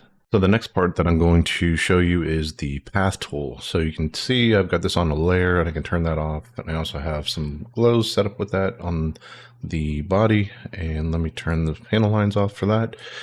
I'm going to go ahead and close this up, and then I'm just going to start brand new so we can see how this was assembled and how it was built. So we're always going to start off with a fill layer. I'm going to start with a fill layer just like this, and I'll call this line work like that. I'm going to go ahead and give color to this, and I'm going to actually add height as well. I'll probably just choose like a darker color that's red for me, just because I'll make my lines darker that way. And maybe I'll take the height and I'll pull this down to -0.202, something like that. Let's just see what that looks like. I'll go ahead and close this up, and then I'm going to also, just because I have this emission value very high, I'm going to turn that on and just make it black, just to make sure that there's no weirdness with that. Okay, so now that we got the material set up, let's go ahead and start working on the mask. Everything that I'm going to do, I like to put it into the mask on this, so I'm going to go ahead and click and add a black mask that will completely hide everything about this layer. So you can see we turn it on and off and nothing happens at that point. And then now we can start building into this mask for our line work. I'm going to come on over here and I'm going to go choose the path tool that we see here. And if you don't see all the different options that I see up here, you might want to come to Window and then go to Reset UI just to make sure everything's good there. I'll even just show you this real quick. It'll put you in this mode here. I'll just hit F2 to go make sure I'm just looking at just a 3D versus F1 is 3D and 2D. We've already looked at that before, so that shouldn't be a surprise for you. Okay. Now I'm ready to go. I'm going to start laying down some lines. You can see if I get my cursor closer to the body here, it's going to change into this pen mode. So to add points, I'm just going to go ahead and click. I'm going to click, and you can see this actually has a direction to it. If I lay this out and we lay a point that's really close, we can get something that feels a bit tighter. I'll go here like this and go across. Okay, so I'm going to undo this real quick. I'm actually going to turn on symmetry. This works with symmetry as well. So I'll just do this one more time just so you see what we got here. And it's possible that we can lay out a lot of points really quickly and just go across here. And then we can actually refine this and go and add more points later if we want. So you might see this dipping into the model, or it's making a weird shape. So this way we can just lay out the points, kind of move and arrange them like this, and it makes it nice and easy for us. So you're gonna have to figure out for your design what you want to do shape wise. And as we are selecting these points, the other thing that we can do is we can turn these into toggle corner smooth. So if I do that and I actually get rid of this one, so I'll just select it and hit backspace, and that will get rid of it. You can see we can do a super crisp point that comes up here like that by doing this thing here. If we want it to go back to this tangent, then just go ahead and click there, and you can see we got the ability to use tangents on this. And if we go ahead and click this again, we can go back to this mode. So we can go between the curve mode, this tight point. Let me select it again. This tight point right here. Let's turn off the custom tangent. There we go. So we got the tight point, or we can select this here, and we got the ability to show the tangents or not show the tangents. So with those two different controls, you got a lot of ability to have some finesse over the crispness of those curves that you see. One more thing to look at while we're up here, you can actually show the transform manipulator if you want to use that, and then right next to it there's some different settings for the sizes of the handles and whatnot. I feel like everything that I need is pretty much right here, right on the curve. So if that is important to you, you can go ahead and turn that on and you can take a look at that. Also right here, they have what is called the surface tool. So if you click on that, that gives you the ability to move this around, and it looks like you can drag this thing along on the surface just like that. And maybe the only other thing just to look at right now while we're looking at some of this stuff, if we take a look through here, there is this projection depth, and sometimes you might see some gaps or some holes within through there. You could play around with this projection depth and make sure that it's actually projecting into the model. But with that said, that's pretty much most of the curve options on there. So let's start going over here into the properties panel, and we'll take a look at, as we've got this curve selected. Again, all we need is a point selected. You can see this curve is highlighted in through here. We've got the ability now to change the size. Let's come over here. You can see we can change the size of this thing. And you can see I have that dipping into the surface just a little bit. And then that was with, if we click back here and go to the height information and drag that down, I can really crank that up quite a bit right there like that and see the height information. Now that's making it a little more obvious about how this thing goes across the center, and maybe that's doubling up there. So let's go back over here, and so all we got to do is click on our mask, and because we're in the pen tool, we're able to start seeing the paths. If you take a look up here, you can see we only have one path, but it's going to start building a list. So we can get a big list of different paths that we have on this one particular material, and it'll keep them all on there just like that. And you can go ahead and you can select it on there. While we have it selected, you can see there's an arrow, so there is a direction for this curve. And if you ever want to flip-flop the direction of the curve, there's this little icon right here that will reverse the curve direction. So now you can see we can flip-flop that curve direction. I haven't seen too many cases where that's like super important. There has been a few times where I did want to flip the curve, and I was looking for that little tiny icon, and there it is. Okay, so again, with this curve right there, like what I should do is just probably pull this up just a little bit. So like obviously if we're crisscrossing like that, that's really obvious. So I can just pull this up until visually we don't see any kind of seam at all. And there's probably going to be like a little sweet spot somewhere within through there, just like that. Okay, there we go. Okay, so you can also see this dotted line thing that we got going on here. And that is basically going to say, do you want to make a path that is eventually closed? So if I kept working around the model, and I know I'm on the other side of the model here for this, I'm just going to keep working around until I meet up with this. Again, if it's too few points, we can work on that, where I can go put that to a corner right here like this, and then maybe I go over here to this one and I do a corner on that one as well, and maybe these ones here, we got this set to a corner, and I can go ahead and make that a corner, and I don't even need that point anymore, so I'll just hit backspace to get rid of it. So now it's like, should I go ahead and do something here with this where we worry about the seam? So I'm just going to leave it for where it is just right now, just to show you this.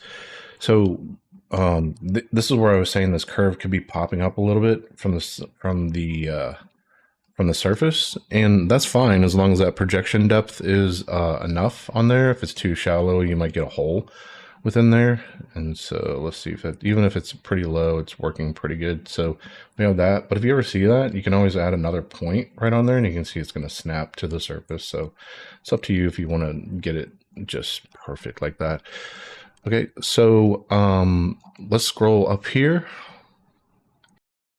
So right here for the path type, we have different settings for this. So right now we are on, if we click here and just hover our cursor, we're painting along paths. So that seems to make sense, right? This is like just a brush stroke that's going along through there.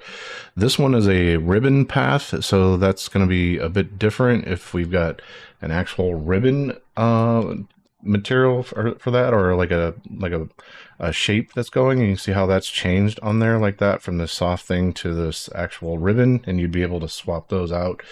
There's some materials that sit within through here. You can see there's a custom ribbon. It looks like that's what it's on right now. If we go from there and we go to fill, we can do this where we've got the ability to fill this shape within through there. And this is where we might need to up this projection depth that you see here so we can get everything to fill in.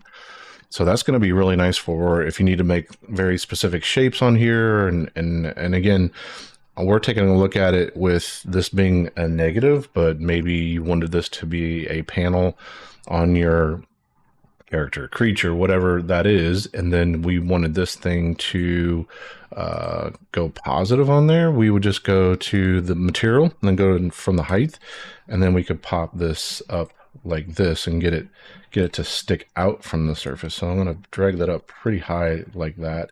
So we've got something there like that. But what if you wanted a shape and you also wanted to have a stroke on there with that? So if we go back to the mask and we select the curve and we come back over here, you can see here's our path, and we can actually right click and we should be able to, or actually double click on it and call this path shape, something like that. And then we can right click on this and just duplicate it. And so now we've got, instead of path shape, we'll do path outline like that. And then we can change this stroke type or the second curve. We'll put that back to this thing here like we did. Now it's going to do this thing that we got where we got to go back and change the size of this. So let's change the size and take a look at that.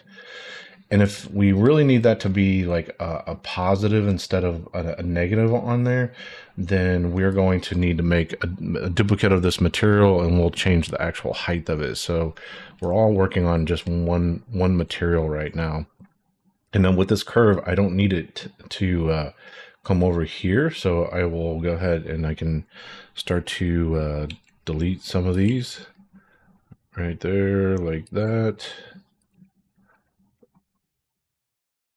So as we're clicking these points away, if we click on one of the points, there is a button up here for that we can open and close the points on there. So there's a delete vertice right here.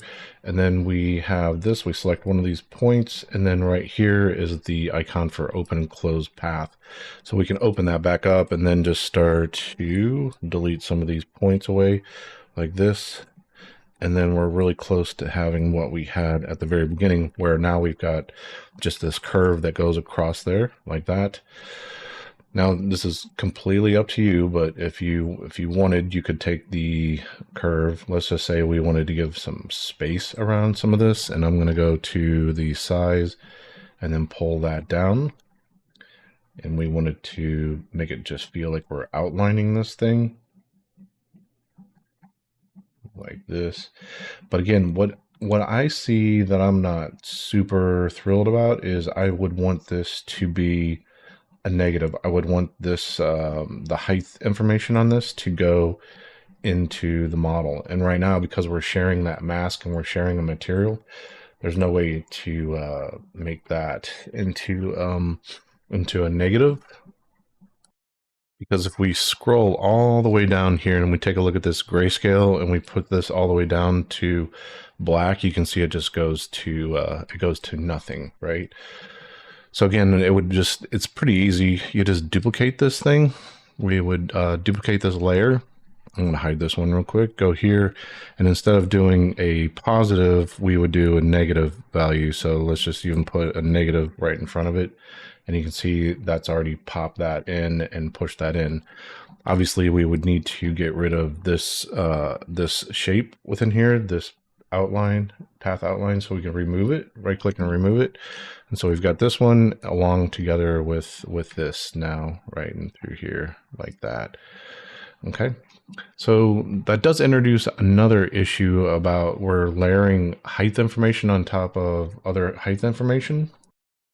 And this does get just a little bit technical, but if we go and change this from base color to our height information, and then we go there, this is the blending mode that is set for height data. And if we do normal map combine, we can get that to add on top of what the thing is down below. And that's going to give us the right effect that we're looking for. So just a little sidebar for that. I'm going to go ahead and just get rid of this layer here. So I'm going to delete this, remove layers. Like that, and then we got our line work. I don't really want this line here. I just wanted to show you guys what we could do with that outline thing. So we'll just go ahead and remove that. And so we've got this as our shape. And actually I want to do this. I really don't want that bigger path thing going there. So I'm going to go ahead and select one of these points again. And you remember we can open and close the curve by clicking this button here. So let's open it back up, and then I'm just going to select through, and I'm going to delete these points that I don't need. We also need to change the curve type. It's on fill right now, so let's put it back on that normal mode. Unfortunately, it changes the settings for us, so we need to open that curve back up. So let's open the curve back up, and let's just get rid of this here, and here. So I probably shouldn't hit that point. I do want to keep that going across there. So let's change this curve type right there like that. I'll open it somewhere like here. So let's open it there. There we go. I just wanted to keep that point that was sitting there. So we're just going to go ahead and clear this out like this. And again, I need to set the size of this. So I want this to be pretty tight right in through there. And I don't want that to be the height to be positive. I want that to be negative. So let's just drag that down to where that makes some sense right there like that. Okay. So let's go click this back. So I got my curve back where I want it to be. And then the other thing I wanted to show you is that there is a lot of different tools that they've got on here. So you can see here's some of the different ribbon tools that they've got. So if you put that on that curve type with ribbon, you could choose some of these to play around with. They've got different stuff for painting. They've got the ability to do text along the path, which is really, really cool. Now that one will definitely matter for the direction of the curve, because if you've got text flowing this direction, but you want it to actually go there, you need to reverse the curve. They've got apparel, so we've got different edges of fabric and bunching, and we've got stitches, so there's all kinds of cool stuff. What I'm kind of interested in is if we keep scrolling over, then we've got these other categories. We've got some organic, grunge, and then this hard surface. And I really like this shutter parting line cut, this one here, like that. So I'll just go ahead and put it on that one. Let's go ahead and actually select the curve and select it. So you can see this changes immediately, and I was really confused about this, and I was like, what is going on? Okay. So if we come down here and scroll down, you can see the output selection is set to base color. I want to put this, and I want to put this on, I'm going to do not normal. Actually, I want to put that on height right there for that. And then that's going to start giving us the shape that we can at least start playing around with. And let's go through and take a look at some of the options that they've got on here. So this chamfer position, that we can control this inner part, outer part like this. You can invert the relief. So I want to do that. I want to have to actually have that push in and that center part to go in there within there. And then this cut, there's cut relief intensity. So we could either push that in and it's kind of angled like that. There's a few other things. This smooth top edge, you could play around with that. Smooth edge bottom, so that kind of pulls that out even further and rounds it a little bit. There's a global smoothness, so if you wanted to kind of soften that out. And then we've got the amount of lines that are going to be put in there. So I'll just do this here. You also have a color. So if we wanted to do like a color in through here, it's supposed to go in the white area, but I believe I'm overriding that with this actual material color. So if we go back to the material color and I choose like this orange, you can see we've got some stuff going on there for that. So I'm going to put this back to this color here, come within through here, and then it's possible that you can control some roughness. These things don't really seem to be doing what I'm thinking. I was thinking that it's going to control the roughness and metallic, and it would if this layer was a paint layer, but we're using a fill layer, and really, so all we're doing, we're affecting this black and white mask. I hold down Alt and click on there, you can see really what we're changing is this black and white value. So that's why this roughness and metallic stuff isn't playing the way that you would think. If we would have used a paint layer instead of a fill layer, then it would be taking into consideration the color, and like it's basically a material within the strokes that you have on there. I'm just not a big fan of working that way. It feels a little bit more destructive to me, so that's why I like to work this way. Let's go ahead and select this path again, and then what I'm going to do is go to the stroke width and just pull that in. Now this line gets in my way a lot if I've got the symmetry turned on. What I've noticed is I can just select the curve, come over here, and not be confused as to what's going on with the curve, and then I could just see like this is exactly the results that I'm going to get for this on here. We could change the width. You can also do the stroke opacity if you wanted to pull that back a little bit as well. With some of these ribbons and things like that, the image, it's possible to flip around the image and everything.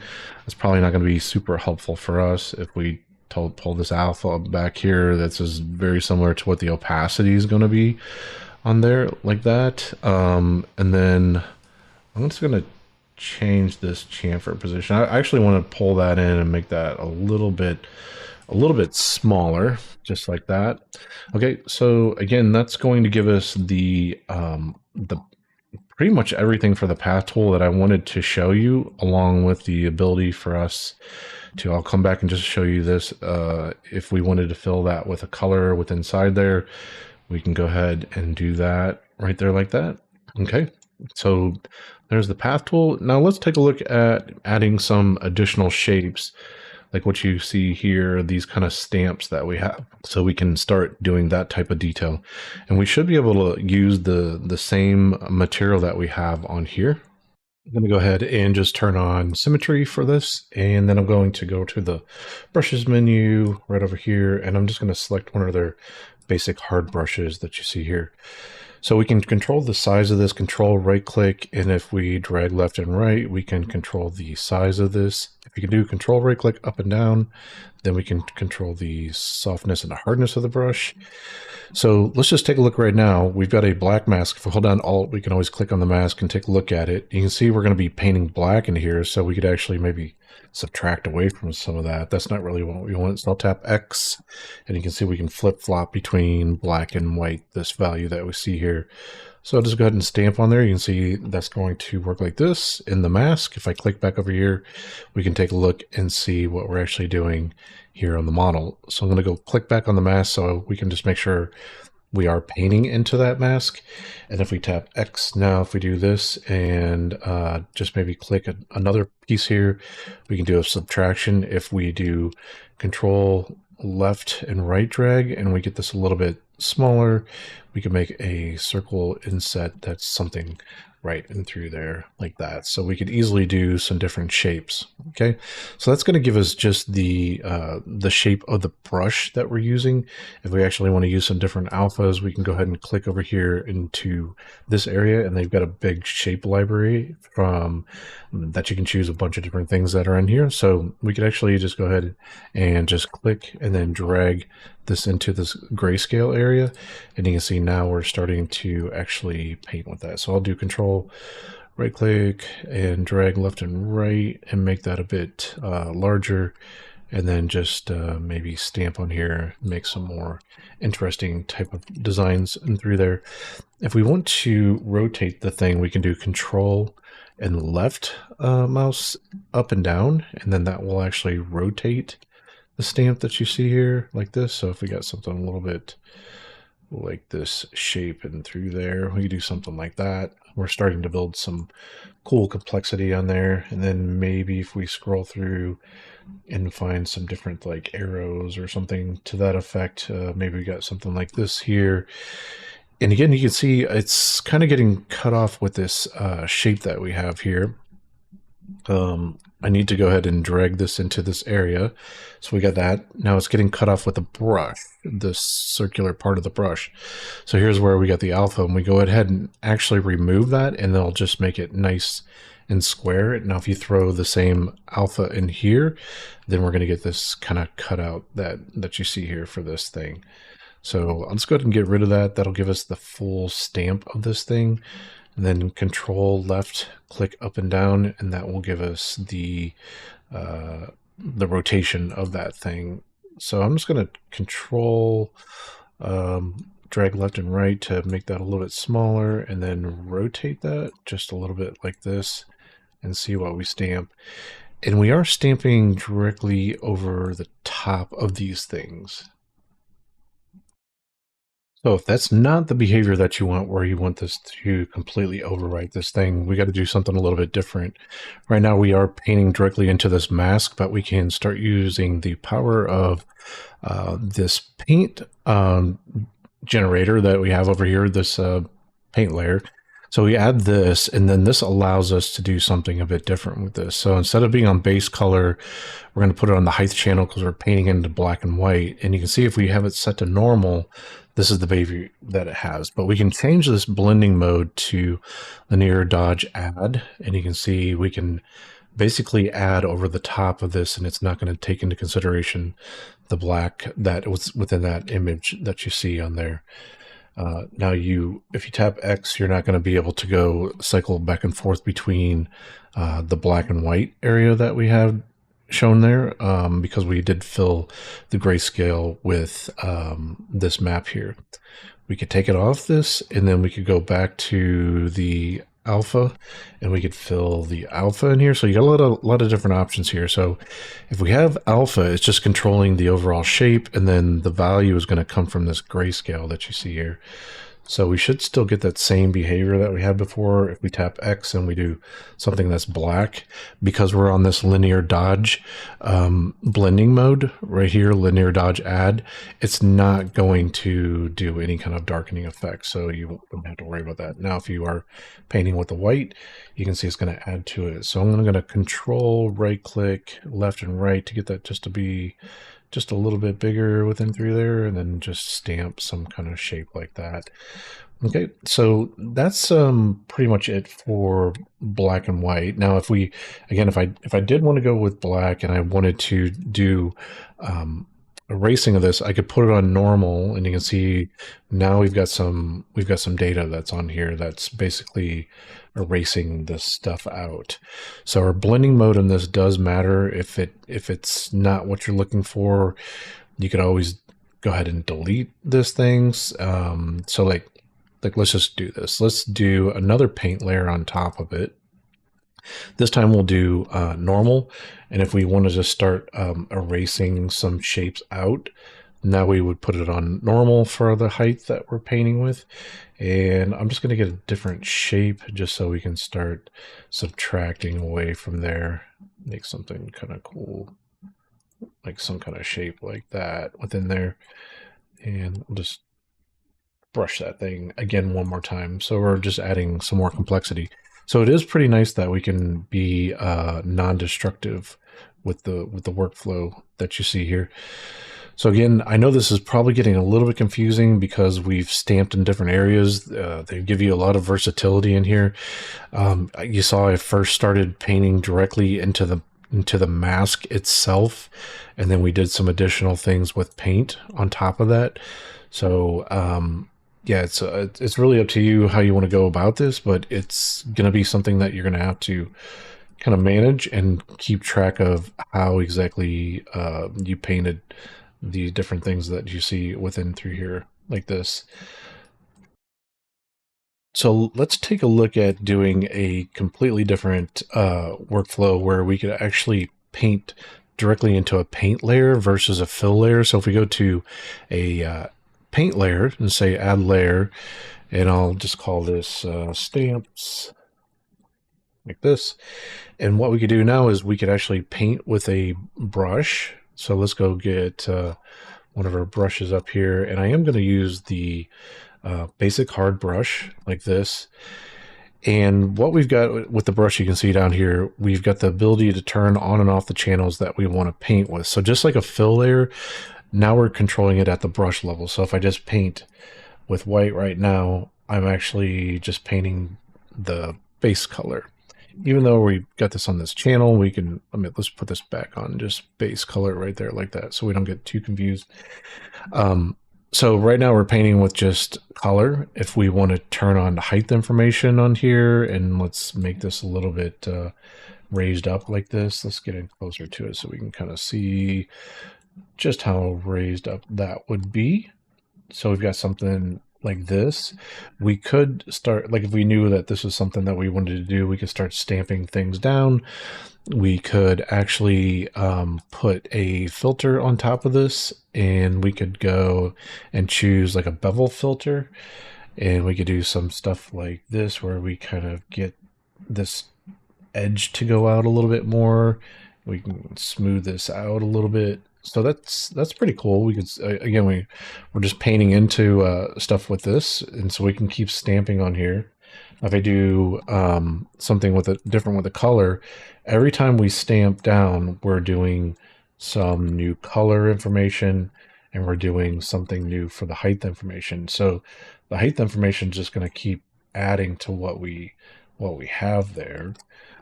So we got that. We've got, because this is actual paint, we can actually subtract away from this too. So if we go to the eraser tool and we go to erase out, it's possible that we could erase out, let's turn off everything except for color. So we could erase out the color from this. That's a possibility. And then also we could go actually to the alpha of this. So right now the alpha is this kind of soft alpha. We can get rid of it. This will be something like, let's see here. And it looks like we do need an alpha on this for the eraser. So let's fill it in with our own alpha that we choose. And maybe let's choose something like this triangle shape. So it's possible that you can choose your own alpha shape within here, and there are some soft alphas within here. You might be able to choose this one, and we can get back to kind of the behavior that we were doing before. So again, if we kind of scroll down, we could either erase out the color information, we could erase out, we're just doing color and height right now. So you might actually be asking yourself, well, why do we still see these lines underneath here? If we go to this layer that we made and we go to the height channel, we can see the blending mode of this is set to linear dodge. And if we put that on normal, you can see we can completely overwrite what's going on there. If we start to make normal data, let's go to the normal section. You can see there's a blending mode for the normal on that as well. So we'll just go put that to normal on there. Let's go back to actually painting. Let's move away from the eraser. Let's go put it on the brush tool. And again, I'm going to use this basic hard brush. This time, instead of using height data, I'm going to turn on normal data. And I want to show you the different normal maps that they have within here. So if we go to the textures area, and just type in norm like this, it should limit it to all the different normal maps that you see within here. So that's going to be pretty nice. Like we got a bunch of different really cool shapes and things like that that we could play around with. Let's just try some of these circular shapes that you see here. So I'm going to click and I'm going to drag this down into the normal area right here like that. And then whenever we stamp down, let's see what we get here. We're going to get this this shape that you see here, and it is going to give us some color information. I'm going to hit undo real quick. I'm just going to turn color off. So let's just see what it gives us with just the normal data that we have on here. And it is being affected quite a bit by this bevel that I made on there. So I think it was a cool effect for what we had going on here, but it was completely destroying what was going on with the normal maps. So that's maybe not a great thing that we're doing there with this. So I'm just going to go ahead and get rid of this bevel thing here. I'm actually going to put it on the eraser tool, and I'm going to just erase out on there so we can start looking at what we're doing with just this normal map information that we got on here. So that's pretty cool. Like we can choose another one of these designs in here, and the way that it works is, let's go ahead and drag that over here, and I'm going to make this a little bit smaller than this so we can add on to the details that we've got on there, so we can add some more complexity and build something kind of cool like that. So I'm going to try to get that nice and centered on there. So it wasn't looking the best there. What I did there also with these kind of glowing parts on there was just make another material that was actually sitting on top of that. And we've already looked at how to do some glowing parts. That one's really simple. That's just another fill layer. And let's just call this lights like this. I'm just going to go ahead and use the emissive color on here, and like, let's go and do something that would feel like this. And the reason this is getting all crazy like this is because it's being affected by the normal map. We actually looked at that a little bit earlier on how to change the surface quality of that. So we got the surface imperfections that we made. Just take the this new emissive light and put it over the top of it, and you can see now obviously it's going to fill in everything, right? So that's easy. Just do a black mask that's on here. So we'll do a black mask, and it's going to hide everything. And then now we can paint into the black mask. You could either paint directly into the mask if you wanted, or you can do, I like these paint layers that you can add because it makes it non-destructive. Control left and right just to get that thing to be a bit smaller and through there, and try to get that to fit. So let's do something like that. I think that's pretty cool.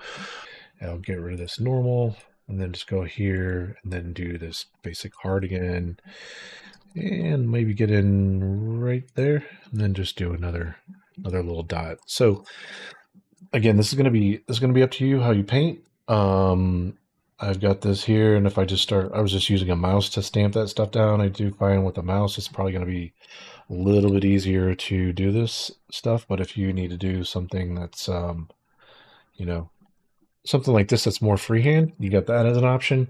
But don't forget that you have the ability to do path information. So like if you were trying to hand draw this and you're like, it's looking really not the best, and I want super clean line work, then you could again use the path tool, but you could be using that with a brush.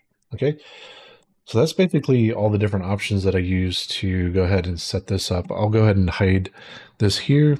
I'll show you, I'll take it off the stamps that we did and this line work, and I'll just bring back the original panel lines that I did, also along with the glow parts.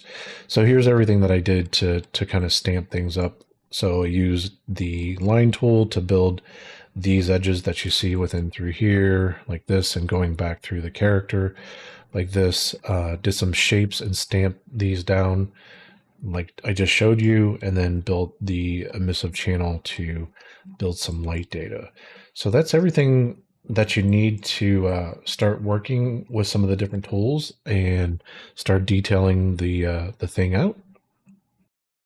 Okay, I want to jump into one of the last topics I want to talk to you about with the brush engine. And one thing you might be asking yourself through this doesn't feel like traditional painting in any kind of way. this feels like I'm working with materials and I'm working with these different generators and things like that. And there's not a whole lot of painting involved.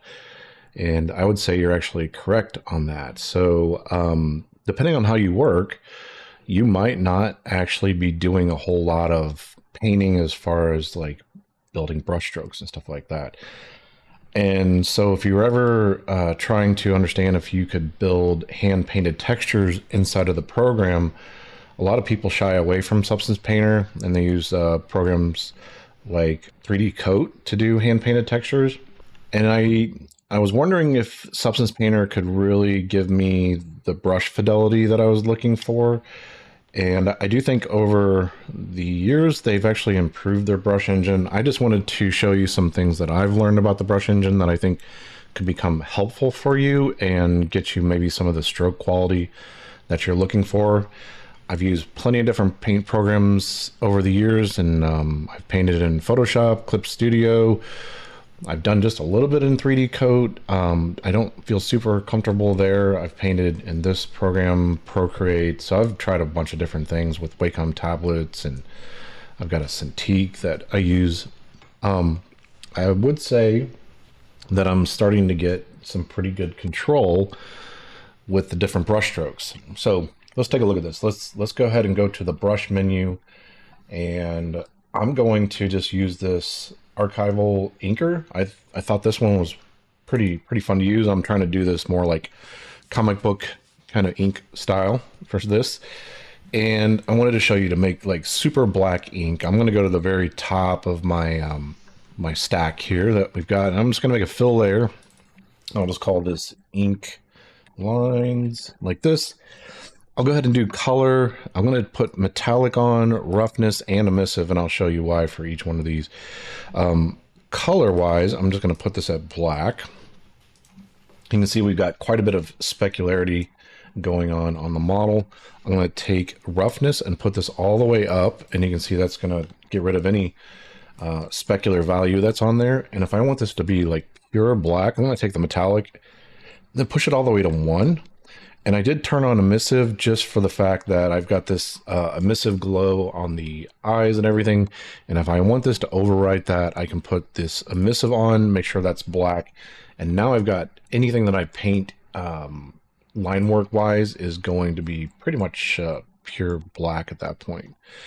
So now I'm just going to go ahead and do a black mask on there. And you know that that actually hides everything. And when we go to this brush, I'm going to have you take a look at this one. I do have symmetry turned on right now, so I'm painting with symmetry, and I'm painting directly into this black mask. It's possible, we've already looked at this before, if we want to add paint layer right there, we can do this to the mask. So we're just painting on this paint thing, and we could just turn this on and off and make this even less destructive, I guess you could say.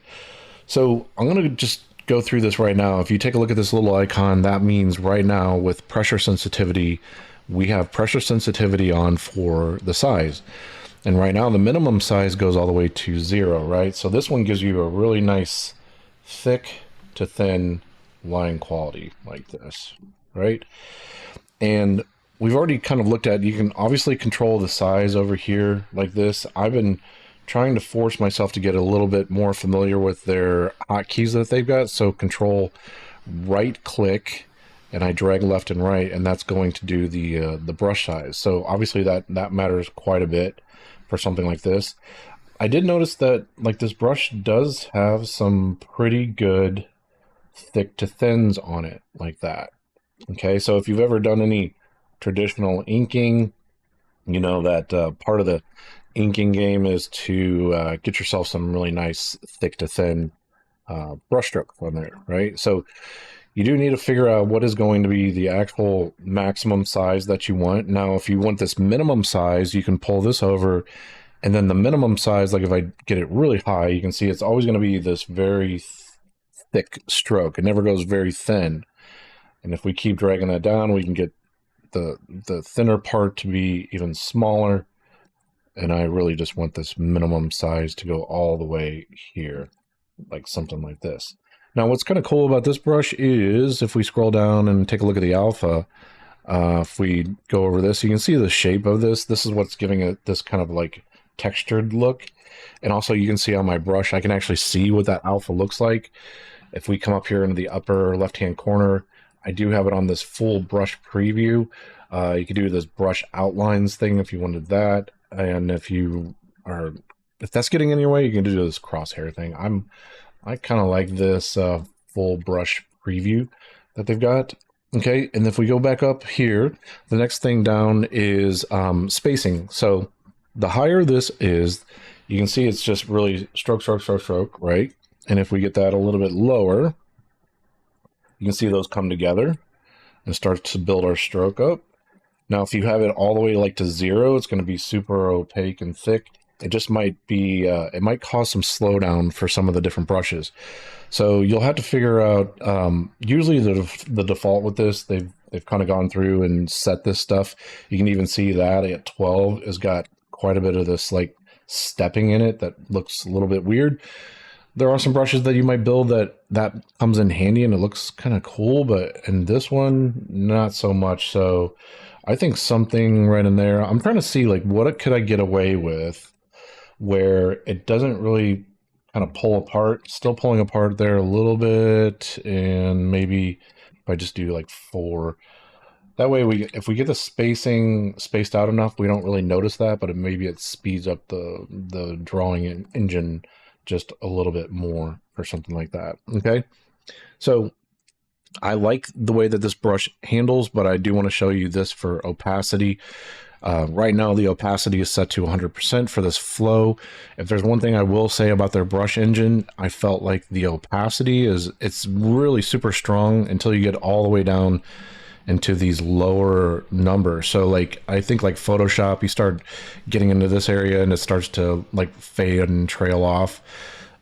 Here I have to go really, really low with this. And again, if we want to use pressure sensitivity for this, we can do that. And we also have a minimum flow, just like we do for the size. So if we have this on, you can see as I start to go thinner with my lines, then it's going to trail off. And so again, that might be something that you're looking for. I think like when it starts to trail off, maybe I would make the brush size even bigger, something like that. But this is obviously going to be a much more like a brush, you're seeing those brush strokes that are happening from this. Okay, so let's just say this is the default. We've got this new version of this and I like it and I want to keep it. If I were to click off onto a different brush that I have and then click back on here, it's going to keep resetting it to whatever the default is of this. So I've altered this brush and I want to make my own version of the brush. This was tripping me up. I thought this is a little bit weird. Maybe someday in the future, I don't know, maybe they changed this and maybe I'm missing something. But the way that I found to save that brush preset is you have to right click in this area of the brushes. And then it gives you this ability to say create tool preset or create brush preset. And I'm just going to create a brush preset. And then we get to give it a name. You can see it's going to throw it down here. I'll probably a little ink like this. The other thing is, I'm going to show you this. I wanted to just to show up at the very front of the list. Now, I was putting some A underscore at that to do that. That's kind of a hack. But after I name this thing, if I wanted to show up at the very top, all I got to do is right click on there and then say add to favorites. And if I scroll at the very top, you can see it puts the favorites that we've got right here at the top. So now here's that new brush that I've got, right, with this new preset. And then I've got a different brush. I'll just go to this brush real quick so you can see that we've got a different brush with a different brush preset. And then I can go back to that original brush that we had at the very beginning. So now we've got the default, we've got some new alternate version to that, and then we've got our ability to put this at the very top right there like that. Okay, so I'm going to show you this next brush that I made.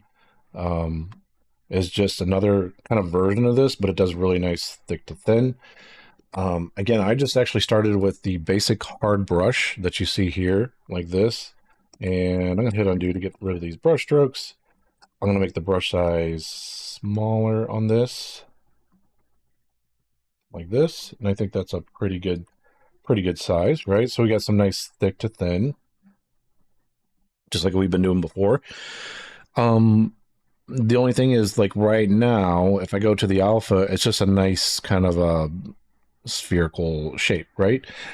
If I go in through here and I scroll down, this is on you on what you want to build, but I'm going to try to find an alpha that's got more of a shape to it that's oval looking, stuff like this. This Kyle, let's see what this is.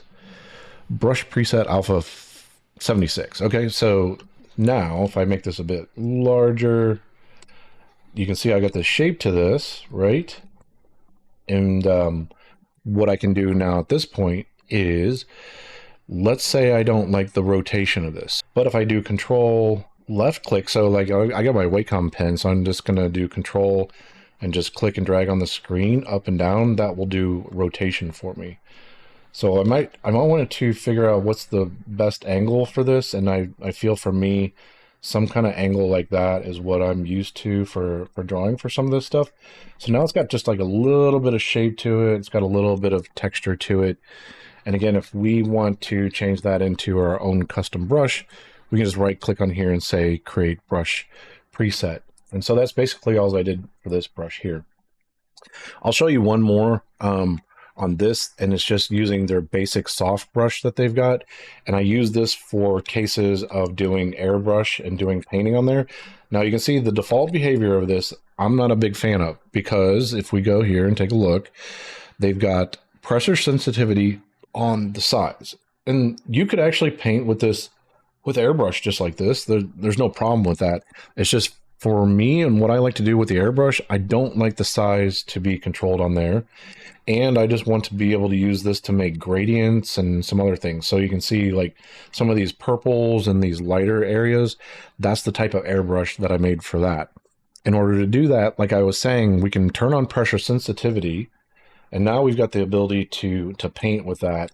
What I was noticing is that their brush engine is super, super strong as far as like how this paint gets applied. So that's where I was taking the flow that's on here, and I was just dipping this down pretty low to get it to where this could build up nice and slow.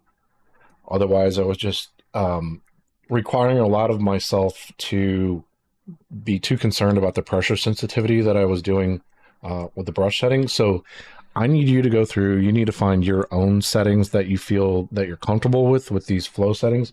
But at the very least, I wanted to make sure that I had a brush that was able to do the hard edge stuff that goes thick to thin, and then I wanted a nice airbrush to at least start off to give myself something like that. Now, actually, I'll just go ahead and leave some of this on here. I know there's some other really cool textures on here. They've got dirt. They've got, I know there's like a bark texture that sits within here that I definitely have used quite a bit. So like, let's just say we go to this dirt and we build this up here. I'll tap X, because remember, if we are in this mode that we're painting with, we can either go X and we can either paint white or black into this this area for this mask that we've got. So we can start to do some cool stuff like this, where we're getting some dirt kind of texture on there.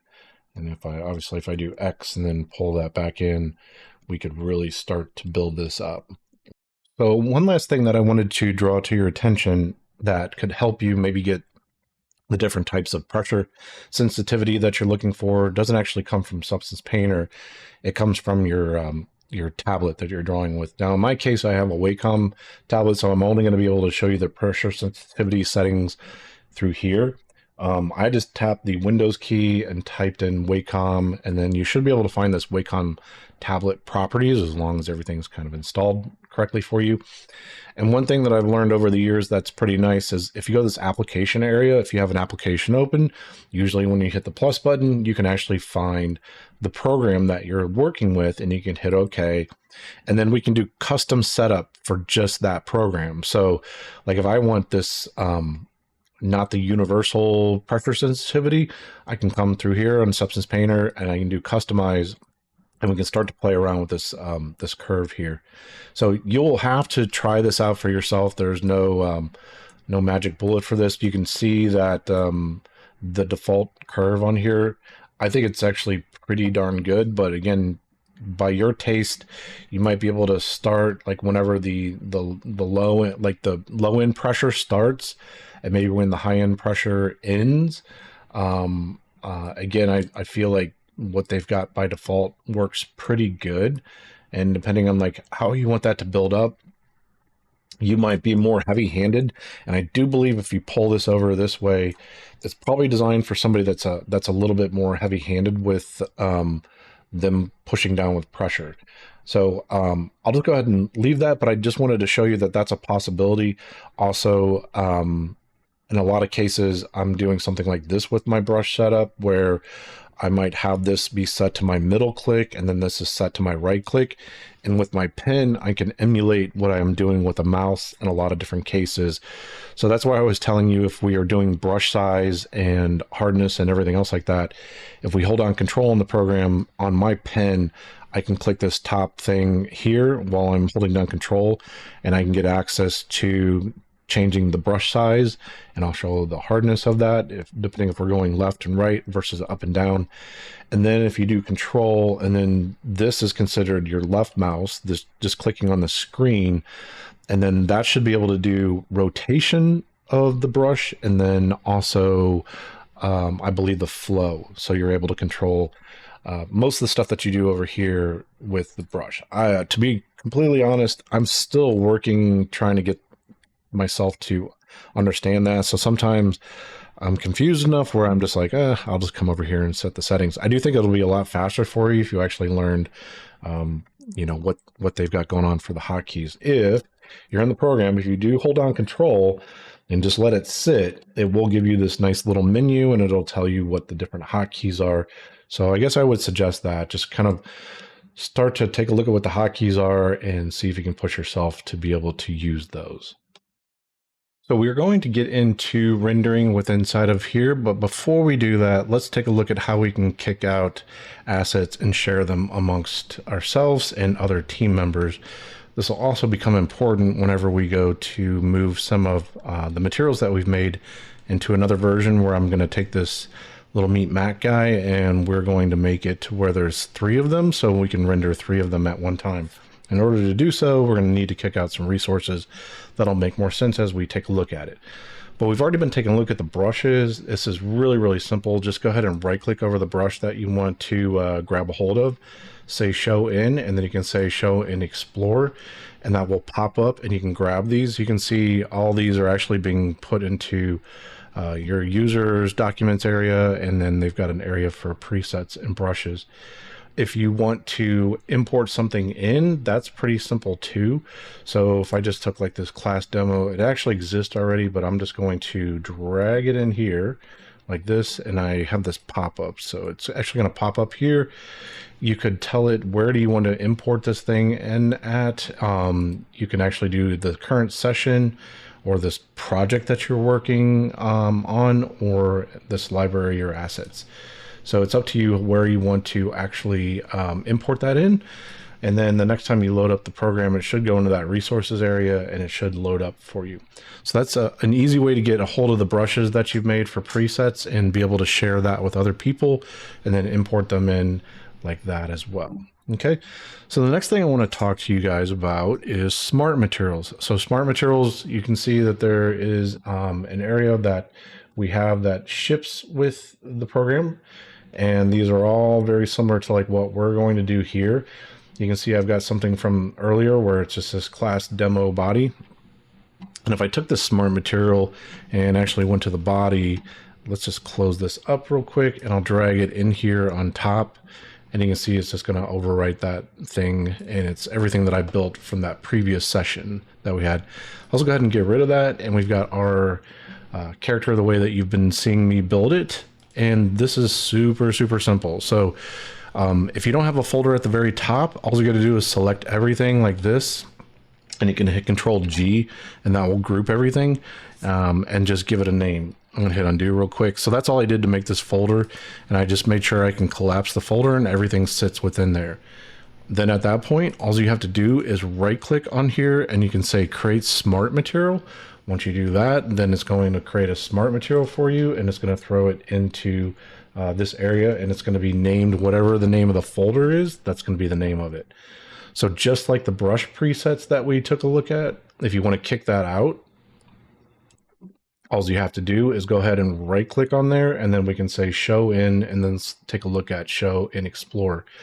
And again, just like we had for the assets for the brushes, they've got a smart materials area, and it's real easy for you to be able to kick out your different smart materials that you've made, share them with your team members, and that's a really good way that you guys can stay on the same page and make sure your assets all look very similar. So that's going to actually be a little bit more important just a little bit later as we move everything out of this scene into a different scene. So that's how you can do texture work in one scene. And if you want to kick it out, pull your models into a different scene, you can move things around that way. And then you can see up here at the top menu, if we just hover our cursor over some of these cursors within through here, you can see F9 is painting mode, and then we can go to F10 and we can click on here and we can go into Iray and we can start to do some rendering inside of here. So this is a bit more intensive on your computer. We have the ability to crank up like the samples. This is like the quality level that you see on here, or this max time. Either this is going to max out or this max time will stop, and then that kind of is done rendering at that time. So if you feel like your image is too noisy, you can up this, and maybe we do like 20 seconds, and you can see it's going to look a little bit noisy, and over time it just keeps continuing to resolve and get a little bit better. But from what I've been using, it seems like that 10 seconds works pretty good, and it's not causing any kind of real issue. The other thing is I'm going to crank this down so you can see it tells us what resolution that we're actually rendering at, the iterations, and then the rendering time, and when it's done you can do that. Now if it's a really long render, I think you can pause it too. I haven't really done anything like that, so I'm just going to put this back down to our 10 seconds. And if you want to override the viewport resolution that you see, which my resolution right now is this number, that my screen resolution is really 2560 by 1440. If I want to override that viewport resolution, we can do that, and you can see it's going to kick this down to 1920 by 1080. You start to change these numbers, so like if I do 2000, you can see it's going to interactively change. That might be a little bit weird to change some of these numbers, especially if you wanted, you could do a vertical thing as well. So like you might turn off this override viewport resolution, and actually you can't change those numbers. Well, there's that's a little disappointing on that. So I think I'm going to do this. I'll do 1080 for this number, and I'll do 1920 for this number. So after I have that set, I might just hold down Alt, middle mouse drag, just to get that centered up within through there a little bit better. After this thing is done rendering, we can just go ahead and click the Save Render, and we can export that thing out. Okay, I'm going to go ahead and change the values on here. I'll do 1920 by tab 1080, like this. And that should change the width and the height of that. I'll go ahead and render this out. Let's take a look at some more of the options within through here for this, for Iray, what we can see. So it's possible that we can change the environment map. That's a possibility. We can change the exposure of this thing through here. The alignment, if we have that on camera, you can see that there's no shadows underneath the character. You may want that. That's fine. Like if you pick out this image as a PNG, it'll actually knock the background off. So maybe that's something that you do want. But in a lot of cases, I was hoping to get a shadow underneath the character. So if we take that off this environment alignment from camera and put that in world, you can see shadows start to show up. It's possible that we can rotate our light. So if we shift right click, just like we would inside of the paint part, you can see we can start to rotate that light around, so we can interactively change where the light sits within on here, just like that. And if we have it on this environment aligned world, you can see we can change this dome type. So like I do have it on this clear color. Maybe yours looks like this, right? Where you're able to see, maybe it's this infinite sphere that you might have it on. And you got some controls on there. You can control the radius. You can change this texture scale on there. So we can try to make the background fit a little bit better. And it does make it feel like, you know, it's like sitting in this environment. That's kind of the point of that. If we do this sphere with ground, then we can have the image on here. You can see this radius. If we kind of push that out, we can kind of flatten that background out to make it feel like it goes back in the distance a little bit more.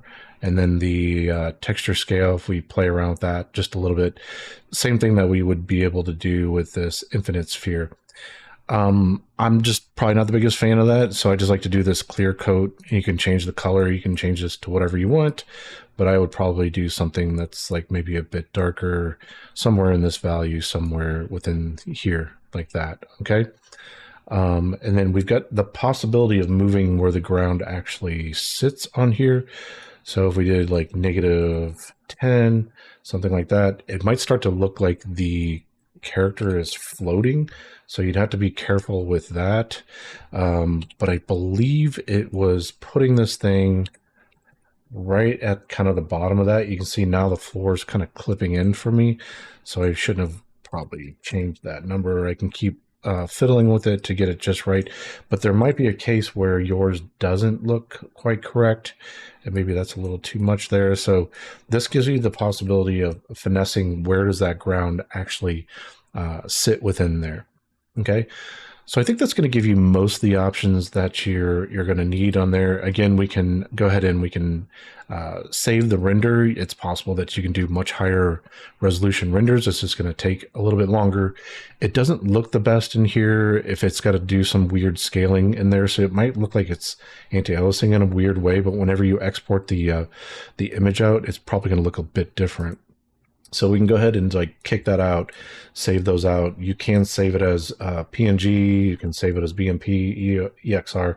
If you save it as PNG with the background off, I noticed that it was cutting the characters out. So that makes it a nice option for going into Photoshop, and then you can change the colors of the backdrop and everything inside of Photoshop if you want. I believe BMP is going to actually flatten it. So depending on the file format that you use for that, it's going to flatten it. If you're going to go into Photoshop, you can save it as a Photoshop document as well. All right, so I'm going to go ahead and just kick out of Iray, and I'm going to go back into the paint mode. And this is what I was telling you, where I wanted to take this character and I wanted to do a 3-up of the character on there. So what I actually needed to do was export the mesh. So it's possible that you can go to here and you can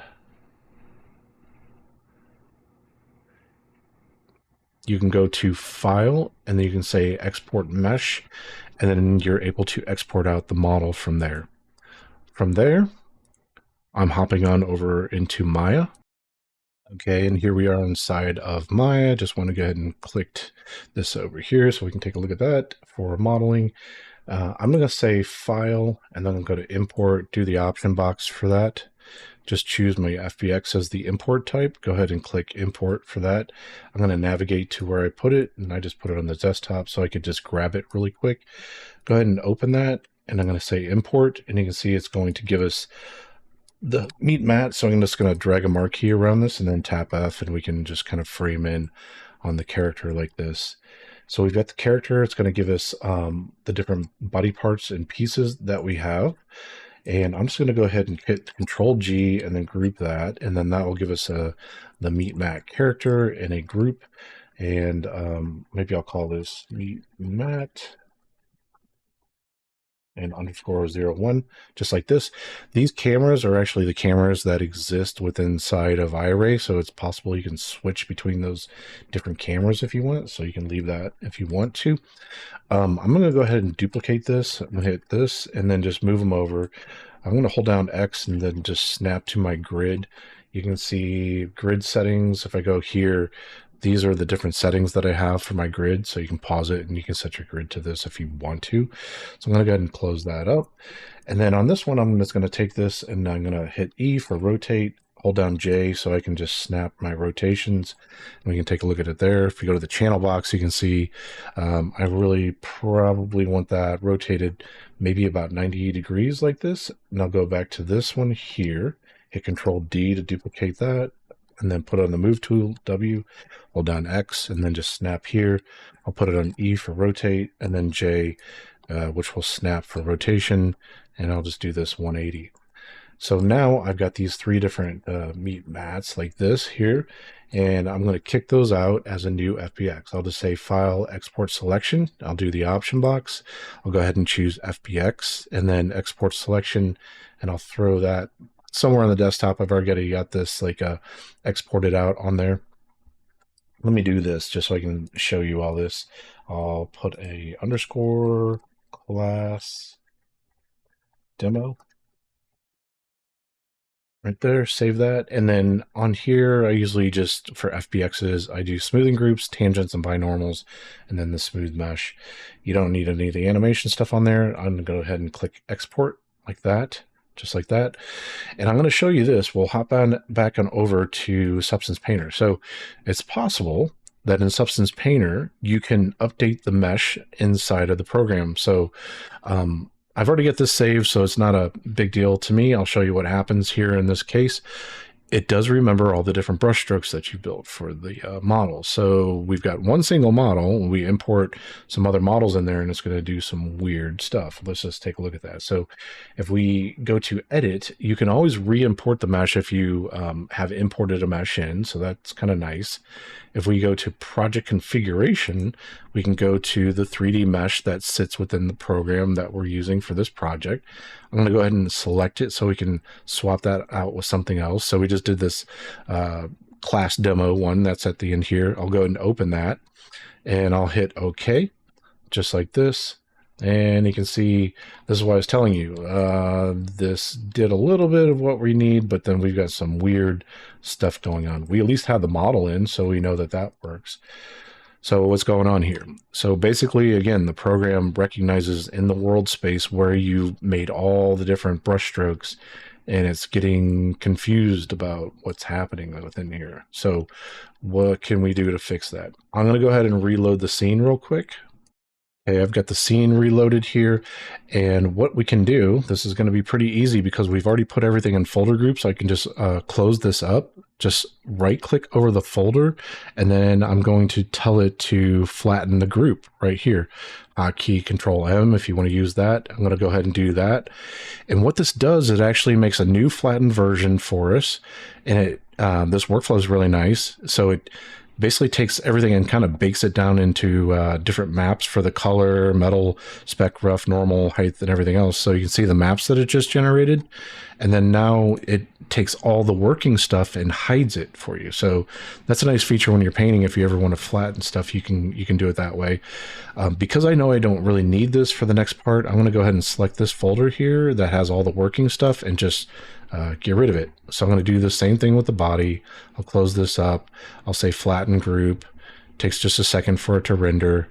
It's pretty fast. I'll get rid of that. And then I'll do the base as well. And I'll close this up, flatten group, just like that.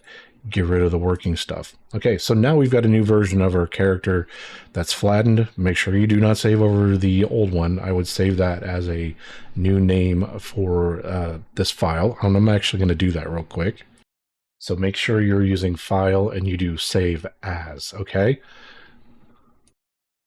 So you can see the file that I named it. I'm just calling it 3up because eventually that's going to be 3 of these characters up on the screen. So let's go back here to our project configuration. I'm going to select this. I'm going to go to the area that I kicked it out, select the model, open it up, and just hit OK. And then now everything should be just as expected because we really did bake these things out. And now each one of these models is sharing the same materials and they're sharing the same UV space and everything. So this is like, you know, going in Unreal and you've got 3 different assets in there. So it's basically treating it like a very similar way. Okay. So now that we've got this kind of set up. Let's go ahead and hop back over to Iray, and then I'll just frame this thing up like this. I am going to do this overwrite viewport resolution. I'll frame this, go right here like this. Do remember, if you want to get this to where you have shadows on the floor, we're going to have to go to the settings within through here. And I'm going to scroll up, take this environmental alignment, take that off of camera, and put that on world. And now we've got the ability to put shadows on here. And then we can just let it render, let it do its thing, and go ahead and kick it out. Now for me, I think resolution of 2560 by 1440 is going to be a pretty decent resolution for this. I might zoom in just a little bit. So my goal is to try to get this as big on screen as I possibly can. And you can see I'm going to try to be somewhat even about like the spacing that's on the top here, here.